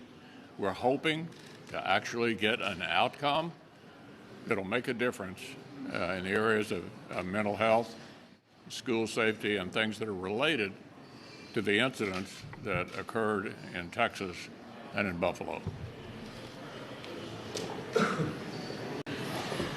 So this last week, President Biden came out with a so-called plan to deal with inflation. But what the plan consisted of basically was more blame shifting and finger pointing instead of acknowledging that what really has caused inflation, as the leader pointed out, was the $2 trillion tax and spending spree that the Democrats passed last year on a straight party line, partisan basis.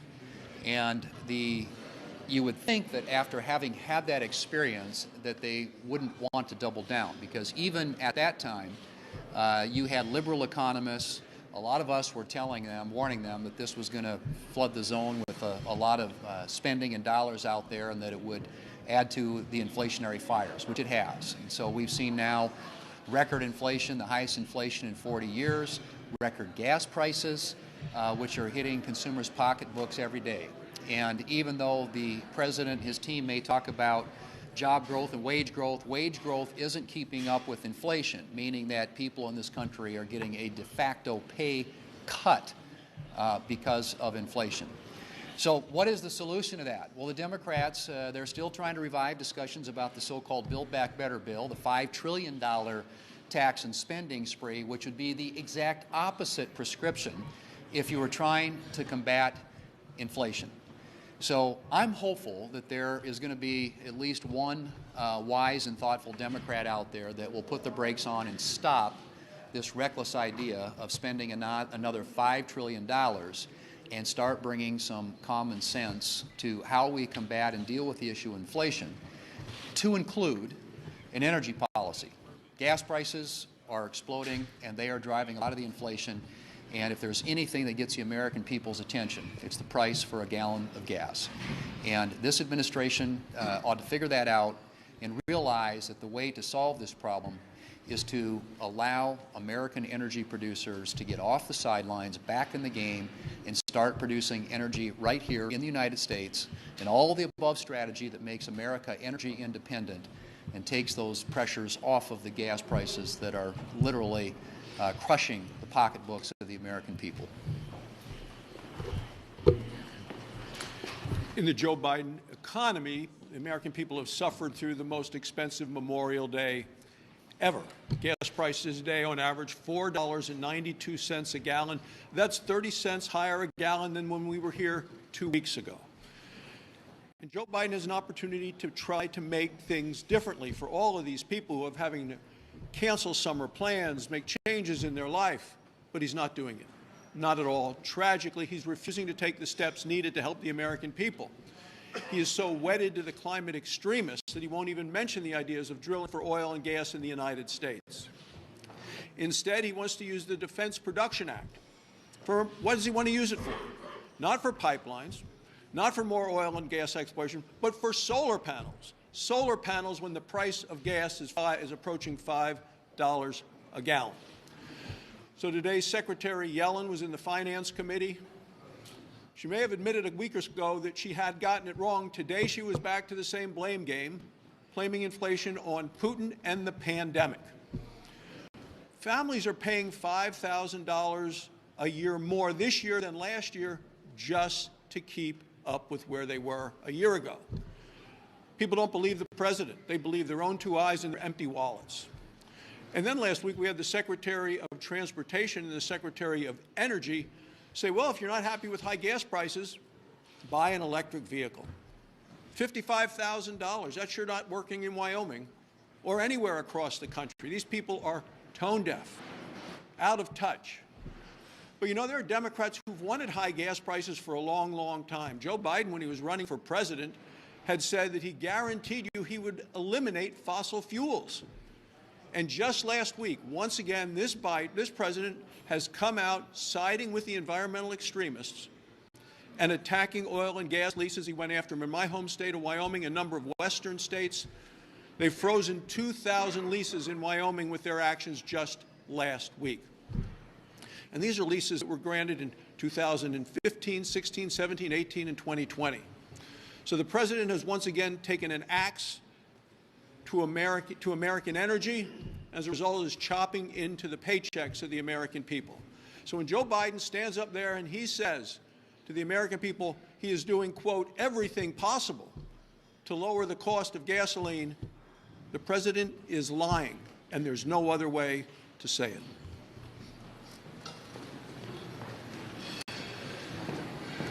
So a few days ago in Uvalde, Texas, 19 elementary school kids are killed and 2 of their teachers are killed, and all of those families, and in a significant way, that community has changed forever.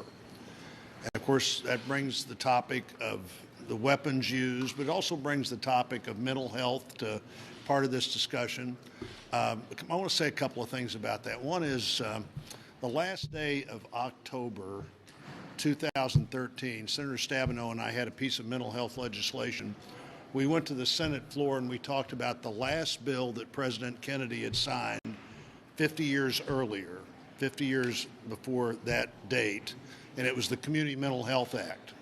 And we went through the Community Mental Health Act, and when we did that, it was obvious that that act was designed to close a lot of facilities that probably needed to be closed, but it was also designed to create a lot of alternatives that never quite got completed. And so for most of that 50 years, the local police and the emergency room have become the de facto mental health system for the country. That's beginning to change, but it can't change as quickly as we should want it to change. You know, we have 41 states now that are part of a program that we developed in legislation we were also talking about that day.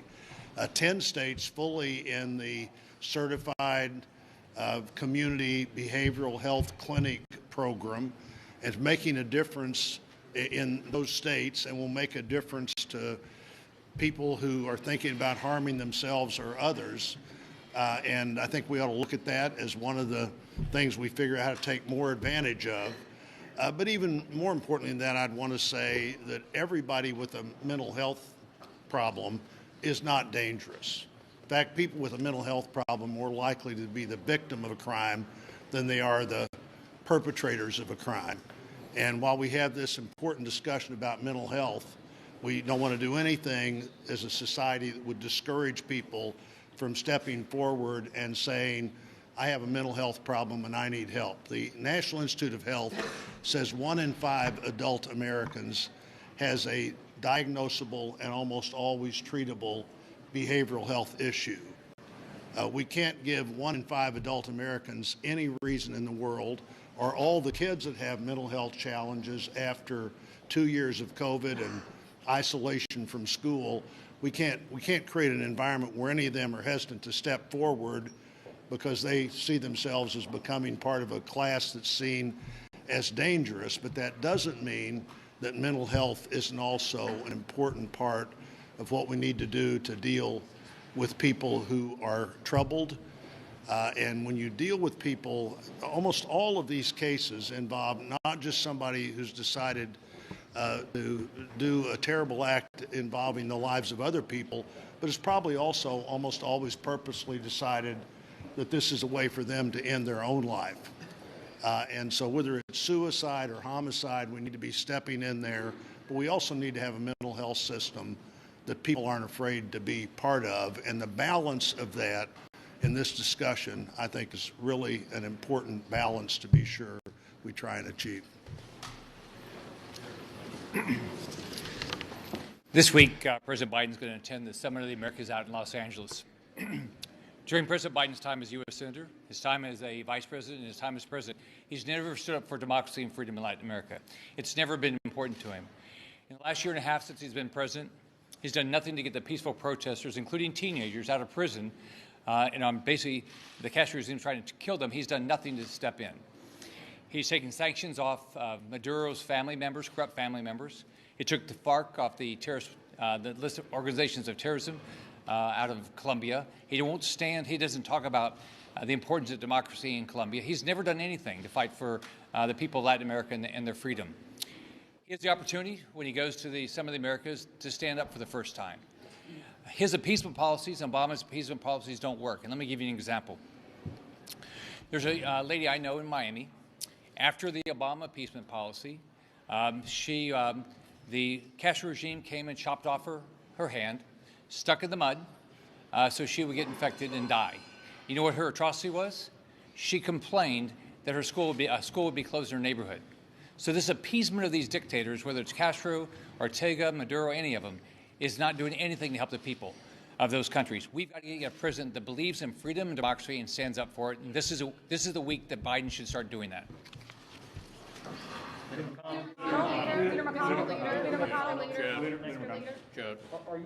concerned that if they get an agreement on firearms here, that you're going to have a majority of your caucus that's going to oppose this? It's going to be the Democrats plus a small percentage of Republicans who carry the freight on that. And what does that say about the Republican Party if it is just a small portion of your caucus that's willing to leave? Well, step one, obviously, is to try to get a bipartisan agreement. Senator Cornyn knows more about this subject than anybody we have in the Senate. He also happens to represent Texas, and I think is working in good faith with Senator Murphy to try to get an outcome. I think it's way too soon to start predicting how many are going to vote for it. We don't have an agreement yet, and so I don't want to speculate about how many of my members might support it. Step one is to try to get a deal. As I've said repeatedly, I hope that'll be sooner rather than later. Everybody would like to, almost everybody I think would like to get an outcome that's definitely related to the subject matter. Switching to Iran, there has been reports that the U.S. president is going to travel to Saudi Arabia, and then White House seems to have changed the dates of that planned meeting. And now Bloomberg is reporting that when it comes to pushing for more energy production from other countries, Biden administration's options are very limited. One of those options could be looking away from Iran sanction operations. Are you happy with what Biden administration has done in order to increase the oil production around the world? Look on the issue of getting energy production up, it is utterly ridiculous, as Senator Barrasso pointed out, the various ways in which this administration is depressing fossil fuel production in our country. We were not only self-sufficient in 2019, we were exporting. And at the same time, going abroad to regimes that many Americans don't care for and asking them to increase production. It really is stunning. The president needs to get our own production up, not only for us, but to deal with the price of oil worldwide. We've heard from some of the survivors and some of the families of the victims who say that it's time to raise the legal age limit to purchase a semi-automatic rifle. Is that something that you personally would support? It won't surprise you to know that I'm not going to sit here and try to negotiate the deal with all of you guys. We're waiting to see if we can get an outcome that directly relates to the problem that brought this issue to the fore one more time. I personally would prefer to get an outcome, and I hope that we'll have one sooner rather than later. On that front, what is your party willing to accept as a compromise, sir?